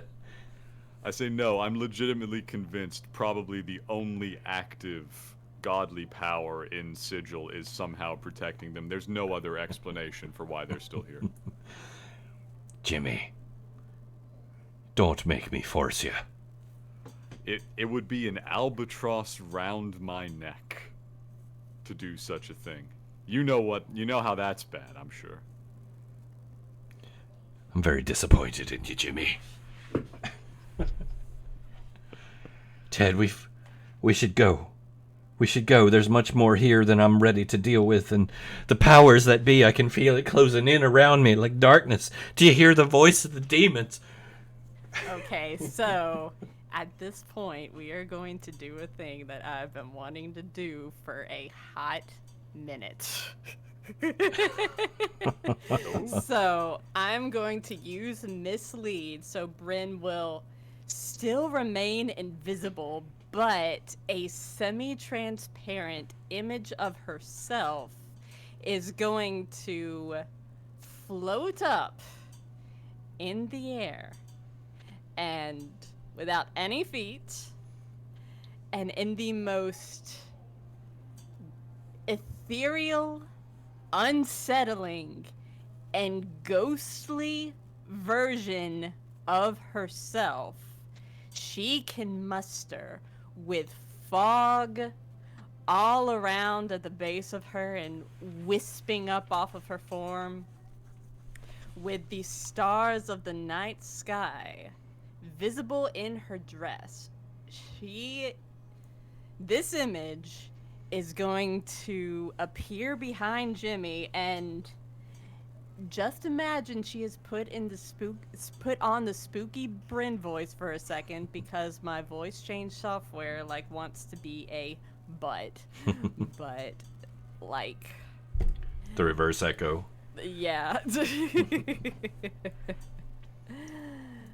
She is going to, that image is going to point at Ted and Warren and say, "I've had enough of this tomfoolery.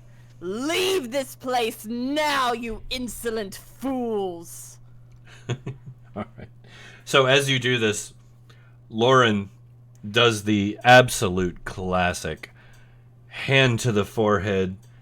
"Oh my God, Ted!" Eyes roll back, and she just falls back into his arms.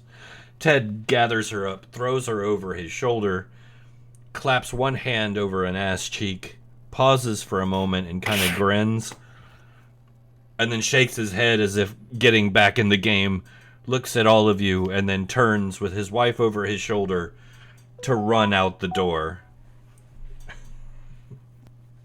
That pause. I'm dead. As they go, Jimmy says, "You know, as much as they are a thorn in my side, I really must admire the athleticism." He doesn't have a too small suit because he's too fat. He has a too small suit because he's too swole. He's swole. Swole. Those legs are for lifting. Ted Warren is an alpha Chad. We all know it.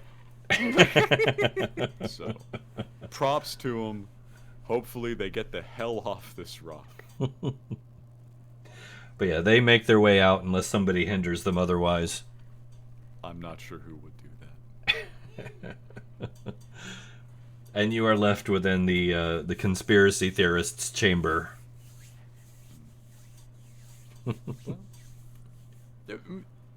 Mystery solved. I look over at Draken. Mystery solved? I think mystery solved. So that Maybe? rather spooky image of the ghost is going to face Jimmy and look down at him with the sweet smile. But Jimmy, behind you, you will feel a pair of invisible arms wrapped around your shoulder. But the image of the ghost in front of you is going to say, "Let's get out of here, Jimmy." At which point you feel the arms off of you, and then somewhere in the room, everyone sees this. The little changeling's crossbow vanishes for a split second, and then it appears on a table somewhere across the room. Yeah. Fair enough. Yeah, let's get out of here. All right. I'm taking that. Okay. That's for safety. That's fine. Are you guys just gonna Especially for leave? safety. Gonna leave the other changeling just kind of laid out there? As soon as we walk far enough away, I imagine Istu's spell wears off, right? Yeah, that's what I was picturing too. Does it say that? Let me see. 60 feet. Yeah. Man. Well, I'll do some shit when we exit That's fine. to make it wane off a little bit. That's faster. fine. So you guys make your way out. Which way are you headed? Into our union break, probably. That does sound like a decent idea if you seems guys like the are time. eager. Yeah, as we exit, as soon as the door closes or like starts creaking to a close, that's what snaps him out of it. All right. So that'll bring him Usually around. sets up. All right. So we will take a real quick union break. Before we do, I completely, because of it was a crazy start, and I'm still getting used to this. I did not mention our sponsors, and I do want to, real quick before we take our break. We have sponsors. They're real now. They're no longer imaginary. That's true. That's true. So I just want to give a shout out to them. Skull Splitter dice, the most awesome dice in the universe. Not only are they great for TTRPGs, they look great on the table. They are very solidly made and can actually be bagged up and used as a weapon in a pinch. So they are actually a self-defense item as well. Don't quote me on that. It's probably not part of their deal, but I would try it in a pinch. Secondly, I also want to give a shout out to Find Familiar Coffee. If you're a gamer, you probably love caffeine unless you have a medical reason not to, in which case they have decaf. I'm sure you don't want to pass that up. Found Familiar Coffee is amazing. All of these, keep in mind to mention us during checkout. You'll see the messages there in our chat. Don't miss out on that. And of course, we all use it. We all love it. It's a mainstay within the entire gaming community. Roll 20. Click your token first. Even though this isn't a sponsored game, as you can see, it works amazingly well for homebrew. We've been playing in it for almost 3 years now on 2 separate campaigns, as well as all the additional stuff we do. It's an amazing platform. Use it, love it, lick your monitor as you do. You won't regret it unless you get shocked. Be safe if you're going to lick your monitor. But with that said, thank you guys. Thank you, Two Socks, for hitting the links there. We will be right back now that you've seen the message from our sponsors. Talk amongst yourselves, and of course, scratching snuff monitors. I like that. And of course, we'll be back in about just 5-10 minutes. Fill your drink, take a pee. Imagine. Don't touch that dial. Yeah, don't touch that dial. We'll be right back after we get some tea and beer and stuff. Anyway, back in a moment. Stay tuned. Stay tuned.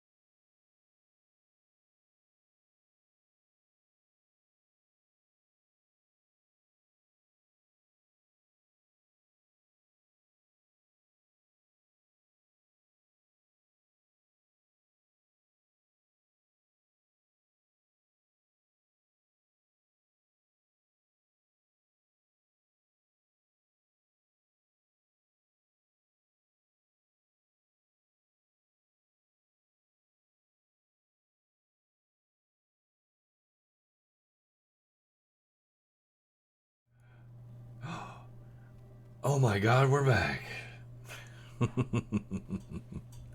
Welcome back, everybody. I hope you got your drinks refilled, your bladders emptied, plates filled, and monitors licked.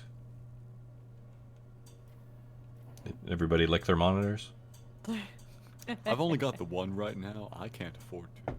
Oh, well, yeah. If you stick to the bezel, you're good. Don't worry. That's not where the flavor is. True. The flavor is in those luscious pixels. Yeah. So we are going to chit-chat while we are waiting on another play of ours to return. Yes, you can tell which one because their square is blank. But I will say, so you guys have left the conspiratorial room. Should we look for a tavern? That's always an option. Keeping in mind that, with the exception of Crod, this location is completely new territory for all of you. So you're kind of blowing in the wind a little bit, and even Crod, most likely, this isn't one of his standard ports of call. Scutlers is actually a very large location. It does get a lot of traffic. So, if you were to look for a tavern, how would you go about doing so?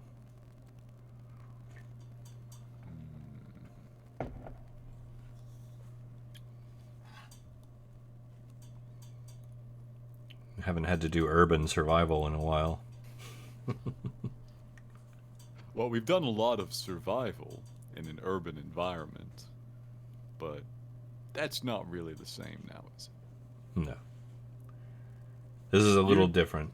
Exactly. You don't mean make a death save kind of survival. Well, I mean, we could go there, but... Yeah. You mean don't get stabbed in a back alley kind of survival. Yeah, find your way around in an unfamiliar urban environment. Well, we appear to have come down at one of the slightly more commercial sides of the port. Probably that's most of them. I don't think a lot of people have Spelljammer pleasure craft. Terrifying thought, honestly. Always just listen for the inside of the building with a lot of loud chit-chat, some cheering, some laughing, a lot of laughing, some glasses clinking, and probably a few people with drinks outside, let's be honest. Very true. There's Master Miss. Signs with big, obvious, distinctive pictures on them instead of words because a lot of their clientele is not literate. Mm-hmm. Very possible. So, I mean, you did see a lot of structural diversity in the buildings below. Mm-hmm. While you were kind of in orbit, let's say, you didn't really make a lot of passes around the rock. Nah. But there was a lot of structural diversity. It is a very big place. There's a lot going on. It's a bustle of activity. Where you're at right now isn't hugely active because it is just the warehouse district. So most of what you're seeing is logistics support, loading and unloading, crews coming and going. The usual thing you would see at a dock on a wharf, minus the fishing.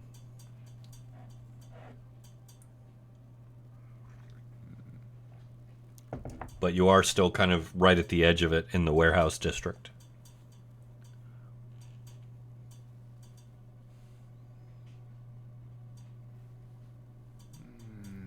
It's gonna be such a walk.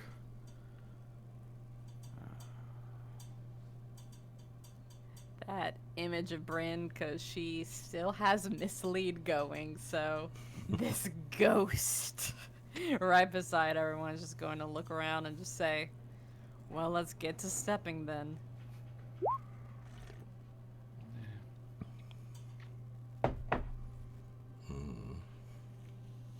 Oh, does Istu do this in a very noticeable way? If you're looking looking at them, yes. Jimmy keeps his head on a swivel, you know. Then I'd say you'd see that. All They right. seem to have something on their mind, but they're not saying it. Mm. Okay. Just like, that's alarming. Yeah, Jimmy just says, I'd say you get used to it, but I'm not gonna lie to you. Instead, I'll say, I think we're gonna get yours off a bit faster than mine. Something just occurred to me. You know, one really easy way for us to be incapable of making good on our deal is for the angler to simply arrange for slower transportation to where we are. What if he's not here? He said that we needed to make it out to Scuttler's Rock in a week. He said nothing about himself. Well, that's good. That's good. And we're sure this is, yeah. We're sure this guy is trustworthy? We're sure we're actually on Scuttler's Rock. We're sure we weren't lied to about the location we're. Okay, No, I'm done. this is I'm done. Scuttler's Rock. This The is paranoia is Scuttler's kicking up again. It's fine. It's fine. So No. as you're talking and Mm. and about to throw some words out that are very unique, the God. phlogistal fog is kind of drifting along the warehouse district. Do you like that? Phlogistal fog. Nice. Fog. It's a tongue The twister. flog. The It's flog. just called the flog. Yeah. The flog. Canon, everybody. Yes, the fog. That is now canon. So as the flog is drifting through the streets, and things are bustling. Are you guys moving as you're talking, or just standing there? I feel like we had started moving, right? All right. So you guys start moving inward, or just along the edge of the warehouse district? No, you're probably gonna have to cross through the warehouse district.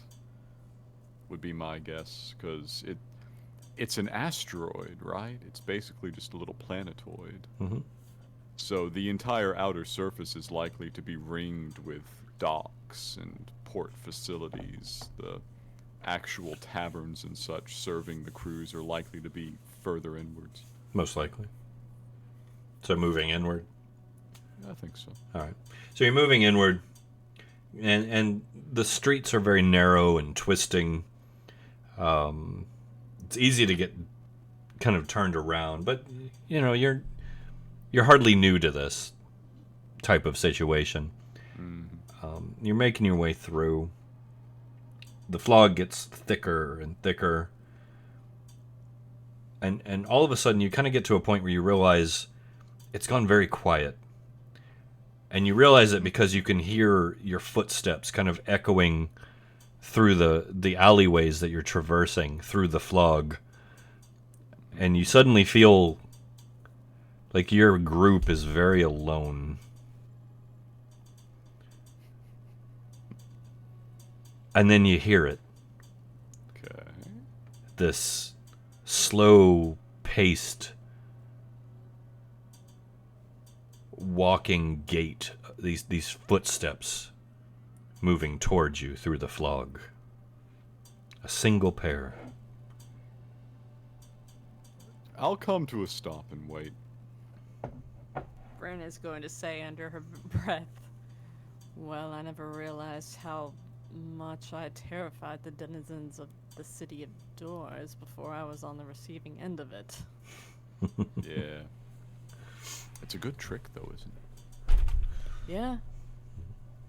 So yeah, the footsteps continue, just this thump, thump, thump, thump, getting closer and closer. Thump, thump, thump. And then you kind of hear this heavy, soft, wet breathing sound kind of overlaying the tone. The fog continues to get thicker. Vision becomes even more obscured. It's dark here. It's dark, and thump, thump. Just those wet inhalations coming closer. and then as it feels like it's almost on top of you, you just kind of hear this guttural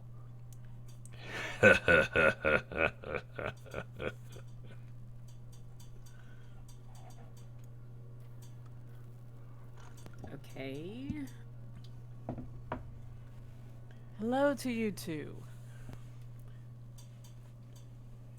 You move quick. What can I say? Maybe I was getting a little tired of the city. So, leaning through the fog, you see a silhouetted form, a long, dark coat with a high collar and a wide-brimmed hat moving closer to you. Begins to breach the edges of the fog itself. And a very unfortunately familiar figure steps into view.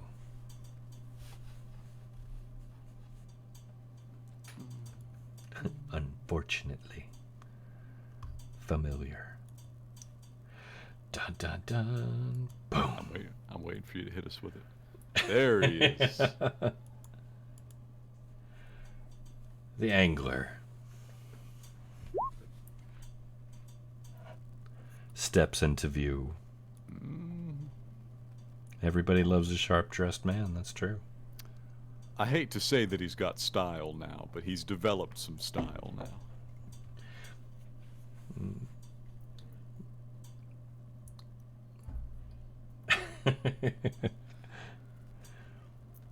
Well, I mean, he might be single, is too. Just saying.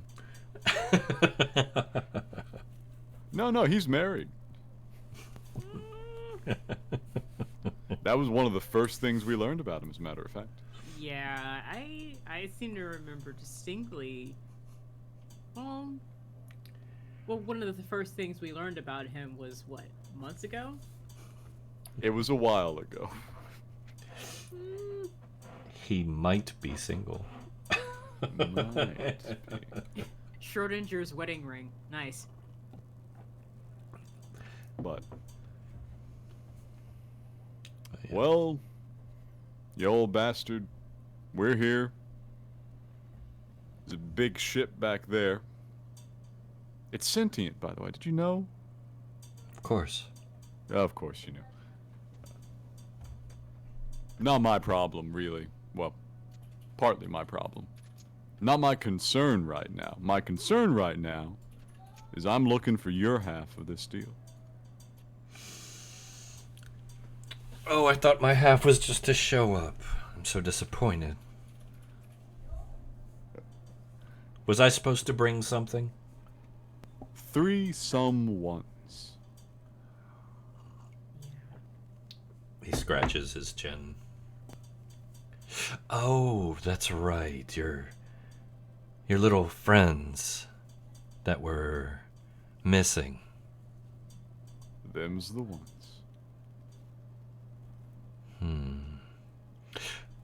So let me ask you something.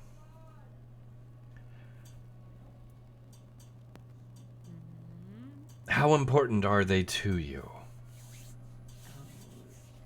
How far away is the angler standing from me right now? He's probably about 10 feet. I step up a little closer. He's taller than me, almost certainly. Oh, Ghinkgo. He's towering over you. I look up. I say, now, as a liar myself, I always am a little suspicious when people act this way, but you seem to be quite proud that you're a creature of your word. And? And if you don't have my friends alive, whole and well, I'm gonna start stabbing you and I'm not gonna stop until you kill me. And then good luck getting to Karen. So serious. Well, I'm tired. I've been doing this for so long. No, you haven't. It just feels that way. Yeah, it really does. So, I have your friends.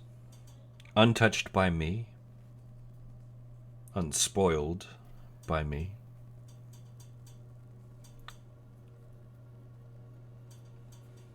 Do you want them? Yeah, I do. So he reaches back and snaps his fingers. And out of the gloom, limping, looking for all intents and purposes worse for the wear but intact, and strangely, and this is something really almost painful to see, you see Pohan make his way around the angler, but as he does, he kind of flinches and moves away from him like a beat dog. For Pohan, this is something behaviorally you've never seen. But he makes his way over to you, Jimmy, and just looks up at you with these tired, big eyes, like crusted and tear-stained, and just nuzzles into you. At this point, I kneel down. I feel you, big guy. Bryn's going to kneel down herself, and she is actually going to put her arms around Pohan's neck and start petting him. Yeah, he will certainly accept it. You're not sure what he's been through, but he's been through something really harrying. He doesn't say anything. He just kind of accepts what comfort he can get in the moment. And she'll say very quietly in his ear, "I miss you, buddy." You hear a little whine in his throat. I stand back up. Third of the way there? Mm-hmm. Yep. So the other two, they're here. We'll consider this thing proof of concept. I need to know I can trust you. We're going to be on a long journey on a very small craft for some time. And I don't trust you. Nor You should I. shouldn't. No. Look me in the eye. I look up at him. Look me in the eye. Under no circumstances should you trust me. You want to make eye contact with him like that? Yeah. Like in a challenging sense? Well, challenging. I'm not attempting to really intimidate this guy. I'm pretty confident this is some sort of minor god. So, I don't feel like he's going to be intimidated by anything remotely mortal. I want him to be able to tell that I'm being honest. Okay. Just that I'm saying the level truth. So I look up into his eyes. Under no circumstances should you trust me. The moment you don't have any leverage over me and my people anymore, if you're still in range of me, I am going to try and cut you to death. Oh, it's very exciting when you get violent. I'm sure your sword there is very happy with you. Only this one. The one on this hip, he's kind of shy around you. You know, it's funny, Jimmy, I feel like I've known you a long time at this point, and very intimately. And you know what I've noticed? Do tell. I'm always down to learn something terrible about myself. I wonder sometimes if I'm talking to you, or if I'm talking to the sword. Here, let me see if the sword wants to talk. I tug on him in the scab. He will not come loose. No, it's me this time. Yeah, that Bryn's just going to, like, sort of look at Jimmy out of the corner of her eye because she's been saying that shit for a hot minute. Actually, just said it to Jimmy before they pulled into Scuttler's Rock. Yeah. And they were confessing feelings. It's very ironic, isn't it? There you are, trying to avoid my control by giving it to a sword. Jimmy laughs along. In fairness, you have not been nearly as helpful for stabbing things. Try me. Here, we're gonna wait. There's gonna be a pit fiend that shows up. Take a try at the stabbing then. You know, maybe you'll take the top spot. Scratch isn't gonna follow you here, Jimmy. I'm less sure about that. He did seem pretty mad. Well, who knows? Maybe he's more afraid of you. Let's just say he wasn't eager to give up his prizes here. And you've got one there. Yes. Out of character, I fucking knew it. I told you, Jacob, I knew it. Yes. Maybe he can't come here.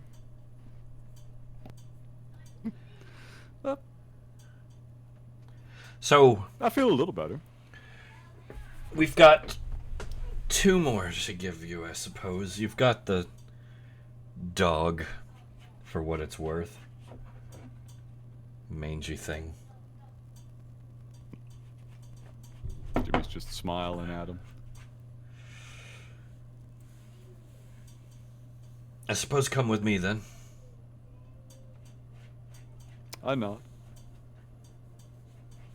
He turns with like a flare.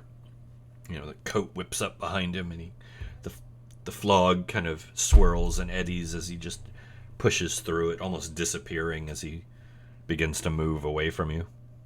Yes. I follow. Jimmy is unperturbed. He knows that this is the bit where the angler's gonna posture and poke and insult, but this is the bit where I'm getting paid, and I'm gonna enjoy it. All right. Does everybody... Bryn- Sorry, go ahead. Bryn will follow along second, and she will sort of coax Pohan to follow along, and she will keep her hand on Pohan as they're walking. Okay. And I will be behind, reasonable distance. Okay. Is anybody not following? I suppose that would be easier. No? Miss Sue's keeping Mage Hand. Okay. Alright, and Pohan will, of course, go with. So, even though he seems to keep just a step into obscurement, not out of sight, but obscurement, you manage to follow him. And he twists and turns through these back alleys and ramshackle pathways. Strangely, not another soul in sight as you go. It's very quiet. You can just hear those footsteps and that wet breathing of his as you go. You could swear there's a light floating in front of him as he walks that kind of lights the path up a little bit. You're not really sure where it's coming from, but it's this sickly, cold, greenish glow that seems to illuminate the path ahead of him. But he moves through and moves through. You're not really even sure where you're going by the time he stops. You know, the twists and the turns and the flog and the lack of any sense of natural direction like you would be used to really is disorienting unless you have some natural ability of direction sense of some sort. But he... Sorry, go ahead. Not that applies here. Yeah, okay. But yeah, he stops in front of a door, a red door, and it looks like it's just hastily painted. It's flaking and cracked. It's a diamond-shaped hole in the top of it, right about face height where you would stand. He knocks twice, and then 3 times, and then gives just a loud thump. And the door seems to just come apart. As if by magic, not breaking, but just comes apart and folds inward into the chamber beyond. And he looks over at you, Jimmy, that cold, callous, fishy grin just filled with needle-like teeth, and winks at you as he steps through.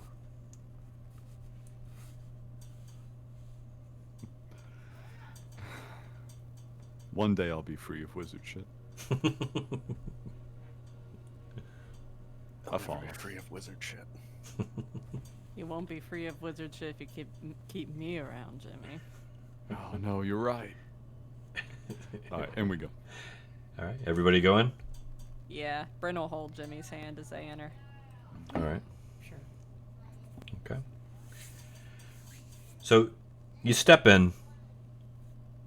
It's a wooden floor, old, couple support beams within the room, and a set of stairs along the right-hand side of the room. Rickety as the rest that lead upward onto a loft. Within, there's a couple lamps burning on old, nasty, pockmarked tables, little burns here and there on them.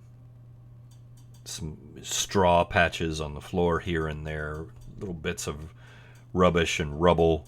The place stinks like old fish.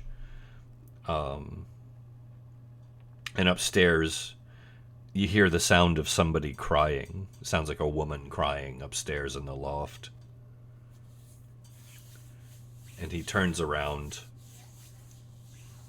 He says, "You'll have to excuse my current residence. It was done on the fly. I didn't have a lot of time to get anything more grandiose." It's a small rock. I'm not sure how much more you could have pulled. Well. Are you a man of your word, Jimmy? To my eternal regret. I will give you the next part of our deal. And all I ask in return is a promise. No pact, no more marks. Just your word. Yes? My word for what? Your word that you will believe what I'm about to tell you.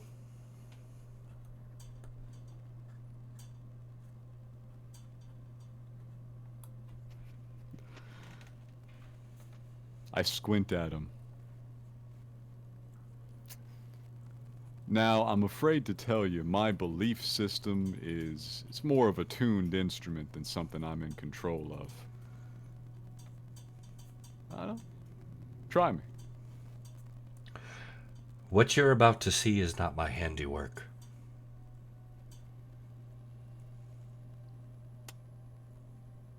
Jimmy's face grows a little flatter. I'll insight check him. I believe him out of character, but I'll let Jimmy develop an opinion. Sure.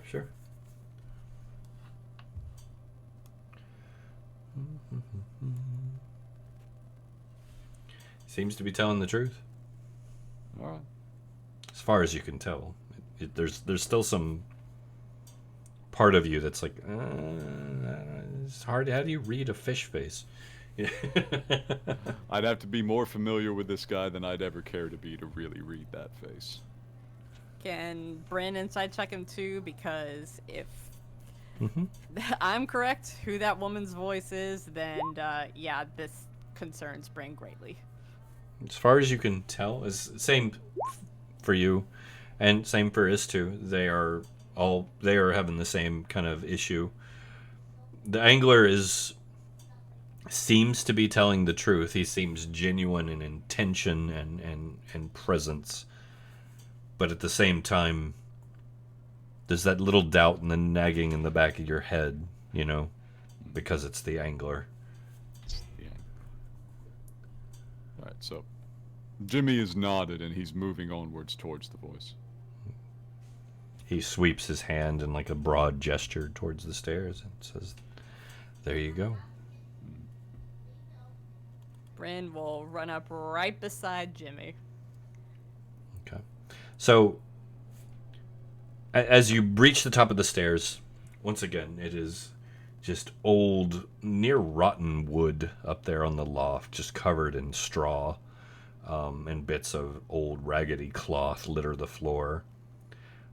There is a single oil lantern burning on a stool in the center of the loft, and next to it, huddled up in a fetal position, is a woman with stark white hair, very pale, wearing just a simple, like, tattered frock that goes to her knees, like a shift, and it's just stained with dirt and mud and blood, and she's holding her knees, rocking on the floor back and forth, crying.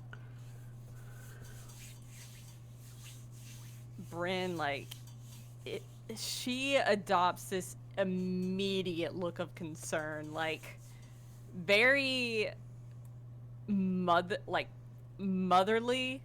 and very mama bear. She is going to gasp, just, my small human, and then she's going to just collapse on the floor and hug Watts around the neck and just, like, hold her tight and say in her ear, Watts, are you okay? So as you reach down and you come into physical contact with Watts, as you figured this is Watts,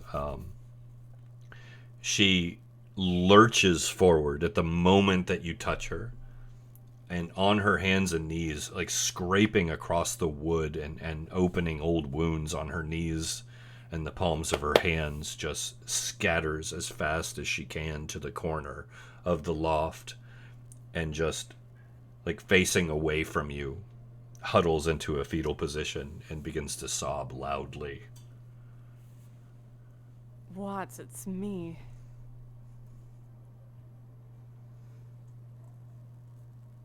At this, Bryn, because I'm sure she saw, like, Watts getting injured, she's not going to try and force herself on Watts, but she is going to reach out and lightly touch her and hit her with one of these. Cure wounds? Yeah. Okay. Give me a... Let's do a persuasion. Okay. Okay. So as the healing energy moves through her, and you see some of the surface lacerations kind of close up, her chin lifts. Her head's still facing away from you towards the corner, but her chin lifts, almost as if she's finally recognizing the sound of your voice. And her head kind of droops. One hand goes to cover her face, and she reaches out backwards, like, towards you with her other hand, like, grasping. Bryn will reach out and grab it to hold her hand. She'll say, it's okay. Jimmy, Draken, all of us were here. She says, I can't see. It's so dark. Oh no. But as soon as we get out of here, I'll do whatever I can to help. She turns to face you. Hand still covering her face. She goes, but I can't see.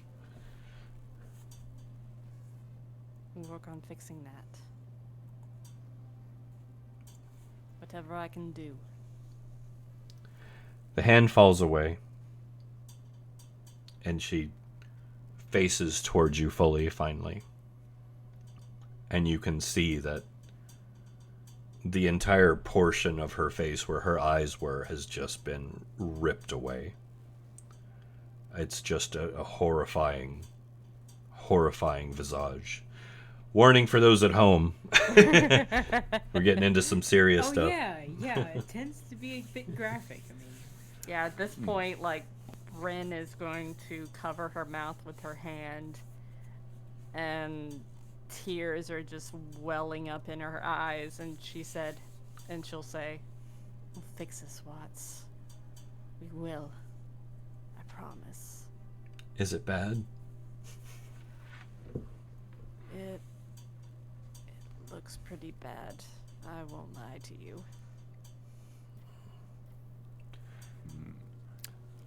I turn And you back know to me. the angler. So, Scratch, dead or just broken? I need to make sure my to-do list is all sorted. Jimmy. Oh, you and your kind are so absolutely adorable with your need for vengeance. I'm a traditionalist. Well, so am I. And as you know, I give nothing for free. I'll figure it out on my own after our business is wrapped up.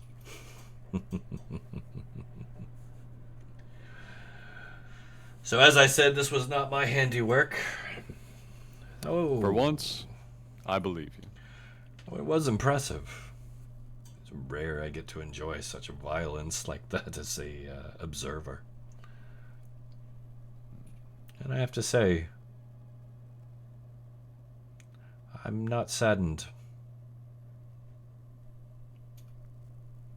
Jimmy kind of looks him up and down. Can you feel sad?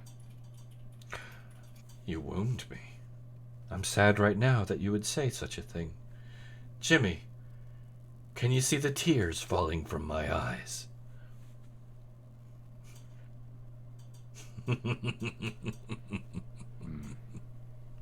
He turns back, he pays attention now to Watts and to the ghost, and he says, is there anything we need to pick up for you to start helping here?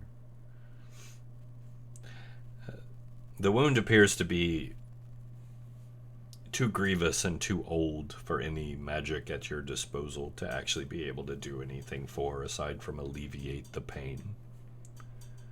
I don't know, we got some fancy magic.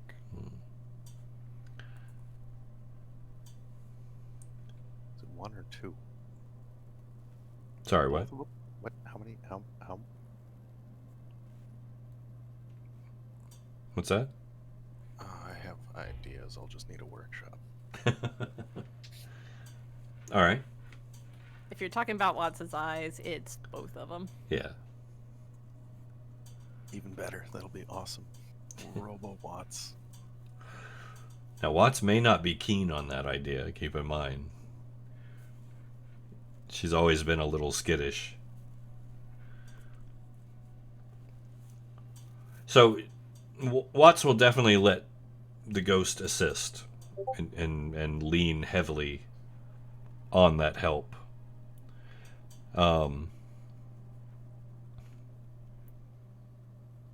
You guys make your way down the stairs. Mm-hmm. Everyone is, of course, able to see what's happened now. And you just can't help but feel like the angler is just looking at you guys with this smug expression. Like he's just lapping up the pain and sorrow and anger and despair that you guys feel at this. What? No, I've never met this woman in my life. The rest of them. Yes. Wait, Well, no. Didn't she you answer meet- the door that one time? yeah, you met Watts. Watts was the secretary at the time. Yeah, that's right. She did answer the door that one time. She was nice. Mm-hmm. So I guess that just leaves the landlord. Yes. I am specifically on the hook to return him to Sigil. The library, huh? Why am I not surprised you know that? Yes. Well, it's kind of a skill of mine. I figured. All right, then. When do we set out? Shortly after I get Zil back.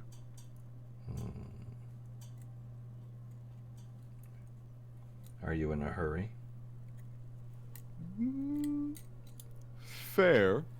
I think we can leave the Gale parked there for a little bit before somebody shows up and tries to steal the cargo or leave me a fine.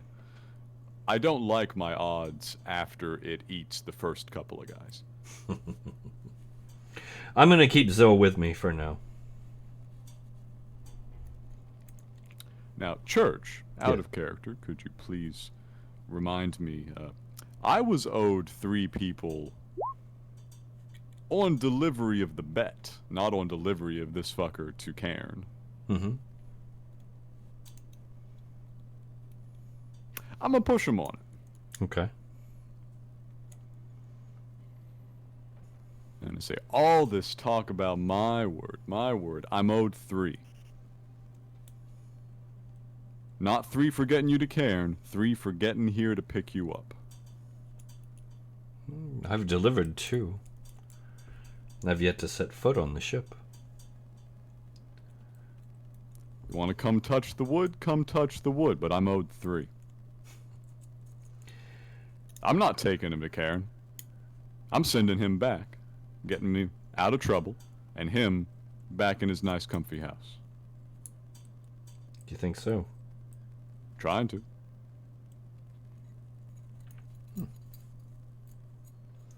And you're adamant? I look down for a moment.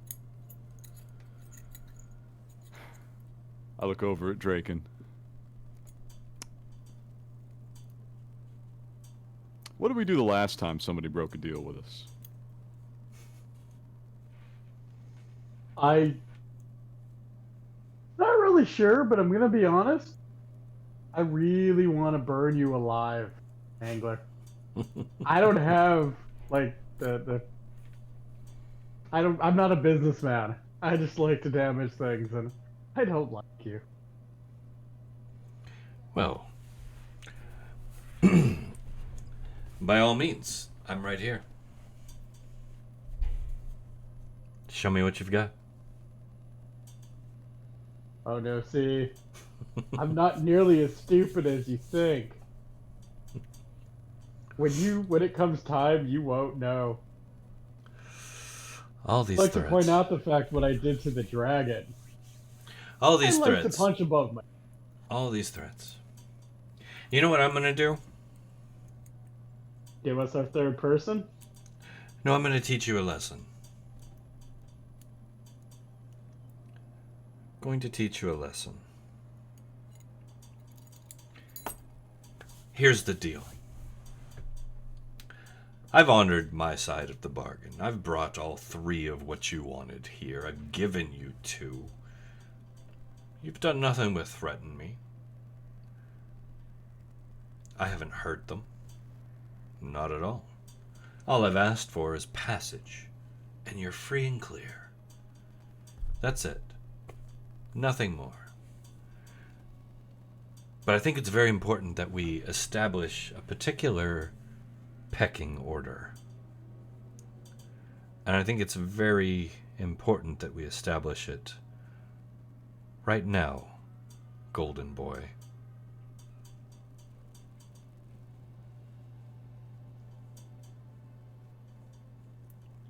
Okay. Draken, as you go Yes. to say okay, the words catch in your throat, and you all see water shoot out of his mouth. Draken, you are drowning.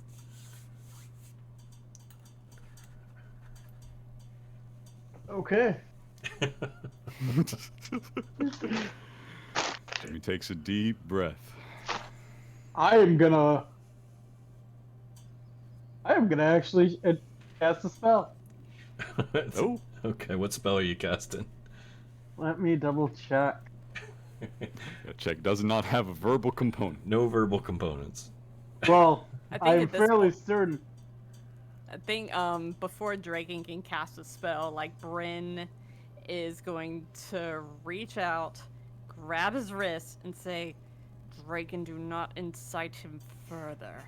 I'm here looking out for you as well as Jimmy. Don't do anything to piss him off. How fast are you? Because I'm right. Mind Spike does not have a verbal component, and this is very much a we doing this, and if he goes, he goes. But I don't think he'd kill Draken, and Draken doesn't think so either. Do you want to do a contested, let's say, dex check to see if she can grab you before you cast it? I'm down. Sure. Okay. Dex check, not save, because... Yeah, Alright, do the dex check, not the save. Yeah, because Bryn got proficiency in that. Although, I think the save is the same as your check. She Yeah. got proficiency. Yeah, so, yeah, she snatches your hand. And says what she said there. You are gurgling. Water is just coming out of your mouth. And the angler is standing over you, grinning. I'm going to look him dead in the face and kind of just keep gurgling the water out.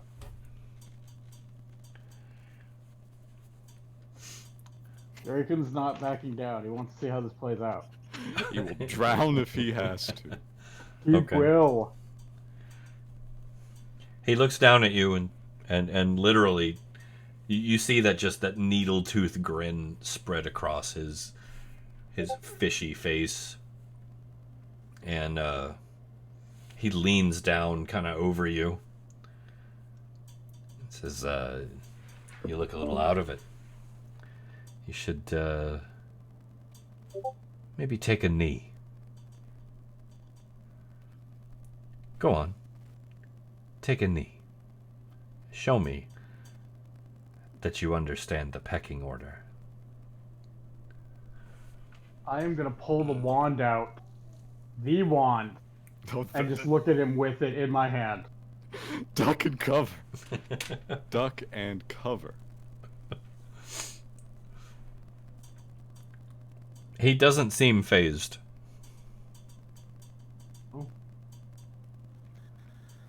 I tap the angler on the shoulder from my lowly position. He doesn't acknowledge you, but you get the sense he's aware of you.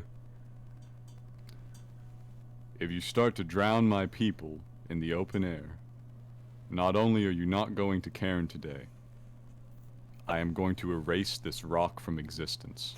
And 1 second, let me roll your persuasion for that. There you go. Okay. Now, I will say this. He believes you, Yes. but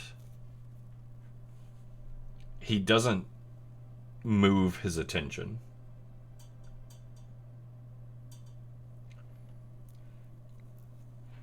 If you make a threat and you don't follow through on it, no one ever believes you again. I walk around so I am where he can see me. Of course, keep in mind, he's thinking the same thing, too. Yes. Exactly. I walk around to where he can see me. Mm-hmm. I lift the lantern from my hip. Is this the Kian lantern, or? Yes, it is. Okay.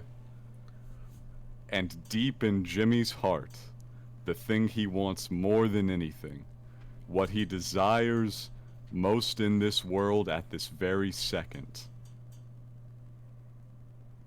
is the ability to make this fucker look at him and listen when he talks.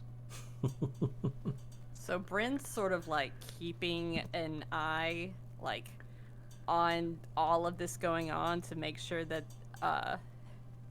they're staying safe, like in her peripheral vision. But while all of this is going on, she is going to cast on Watts this. Okay. So that's going on.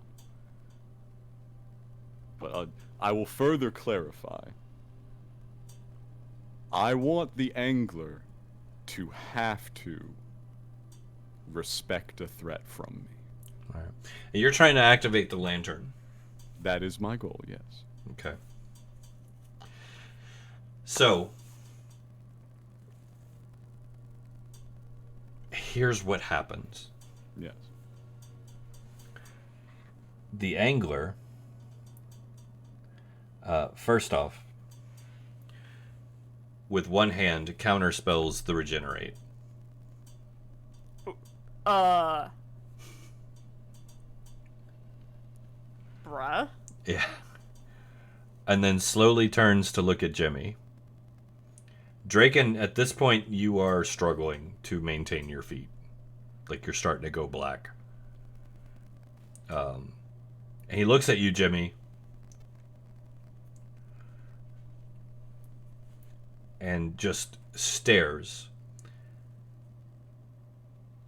And although you feel the magic of the lantern working, you also feel a weird opposition to it. That's fair. But I've got some faith in this thing. I've spent a fucking wish on this artifact. Oh yeah, you can I'm feel the pumping power all the of it. juice into it that I can. You feel the power of it. You also starting to feel it burn your hand. I let it burn. Okay. So he looks at you and he says, I need you to admit that we have an understanding. I look at him, I lean a little closer, and I say, this is what you might call an equal fucking partnership. This is a business venture.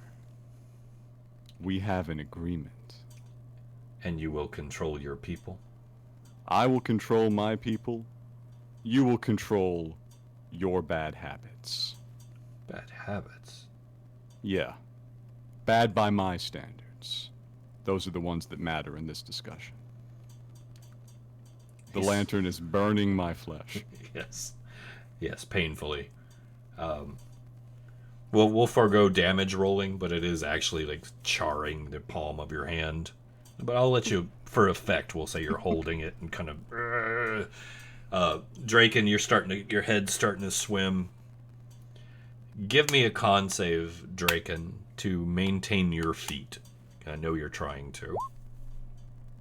Very good. Draken, defiant as ever, just like plants his feet, wide stance, flexes his wings out, and just grits those teeth and tries his best with his eyes going cross to stare back defiantly, I imagine, yeah? Oh yeah, Draken. I think Jimmy and Draken are on the same wavelength.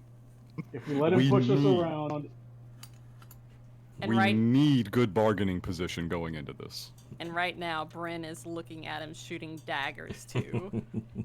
Not saying or doing anything, but giving him a look. Yeah, that was a nasty counterspell. What a jerk. He is a jerk. But- He is. But we're coming to terms here. So he looks at all of you.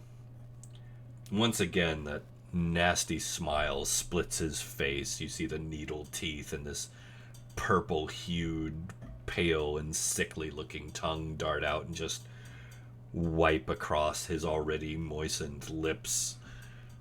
And he looks between each of you with these dull, yellow fish eyes. And he draws his hand back and goes into a relaxed stance and says, okay then. So be it.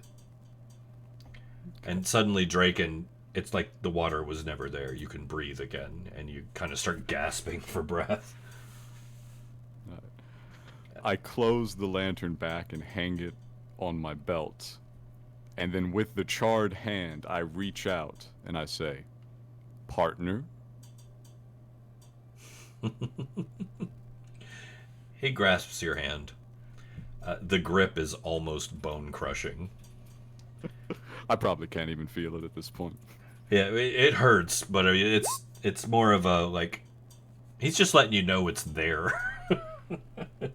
Like, you get the sense that this guy could probably snap an oak branch off just like a toothpick.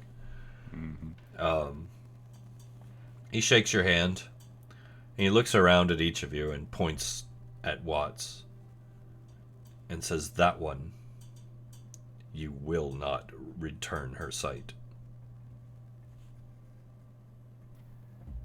Well, if you weren't the one who's done this to her, why do you care so much? Things were set in motion, and they were not for you to interfere with.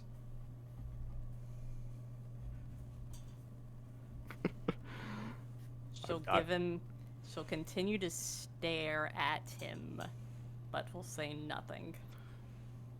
Jimmy, with the handshake still ongoing, says, "Well now, that sounds like quite an ask.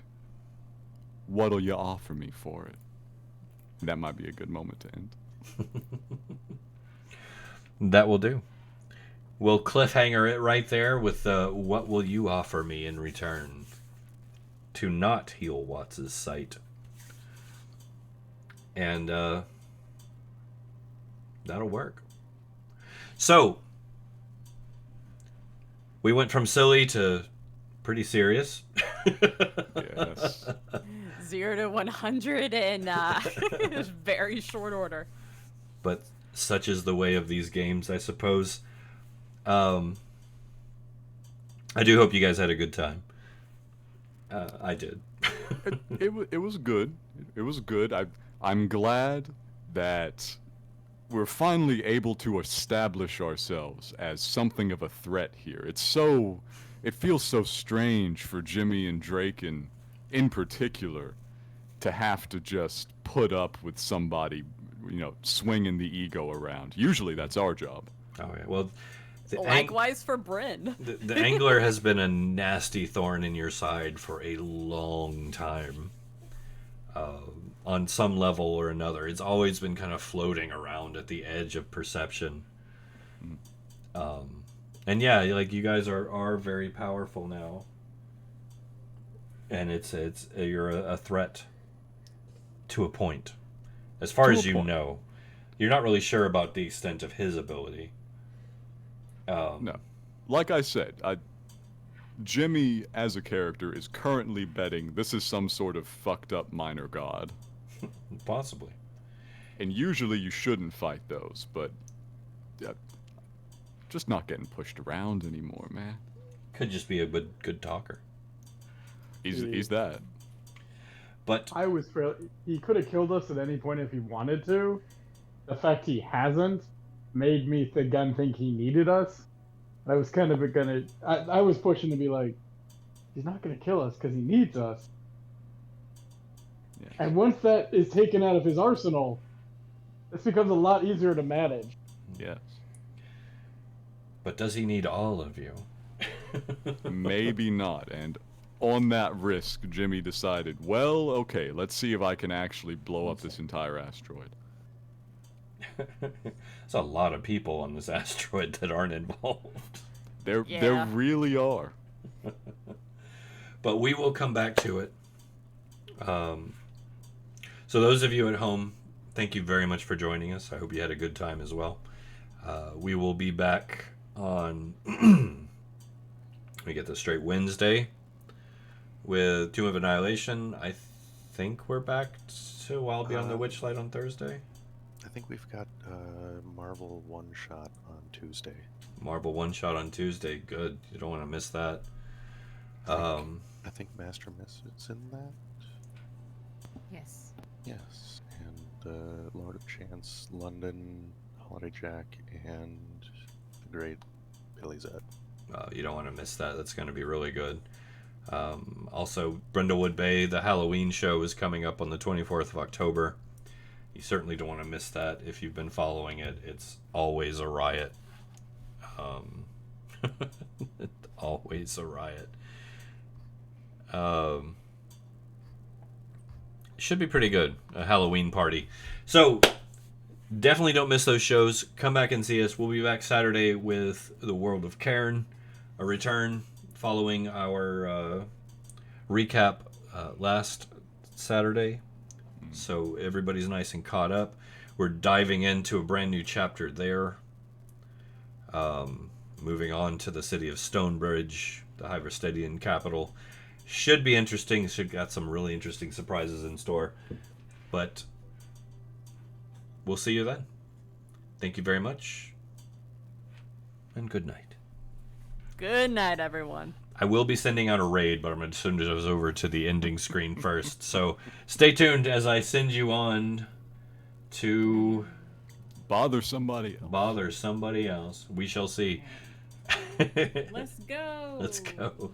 We will Good see you night, soon. everybody. Good night, everybody. Bye. Good night.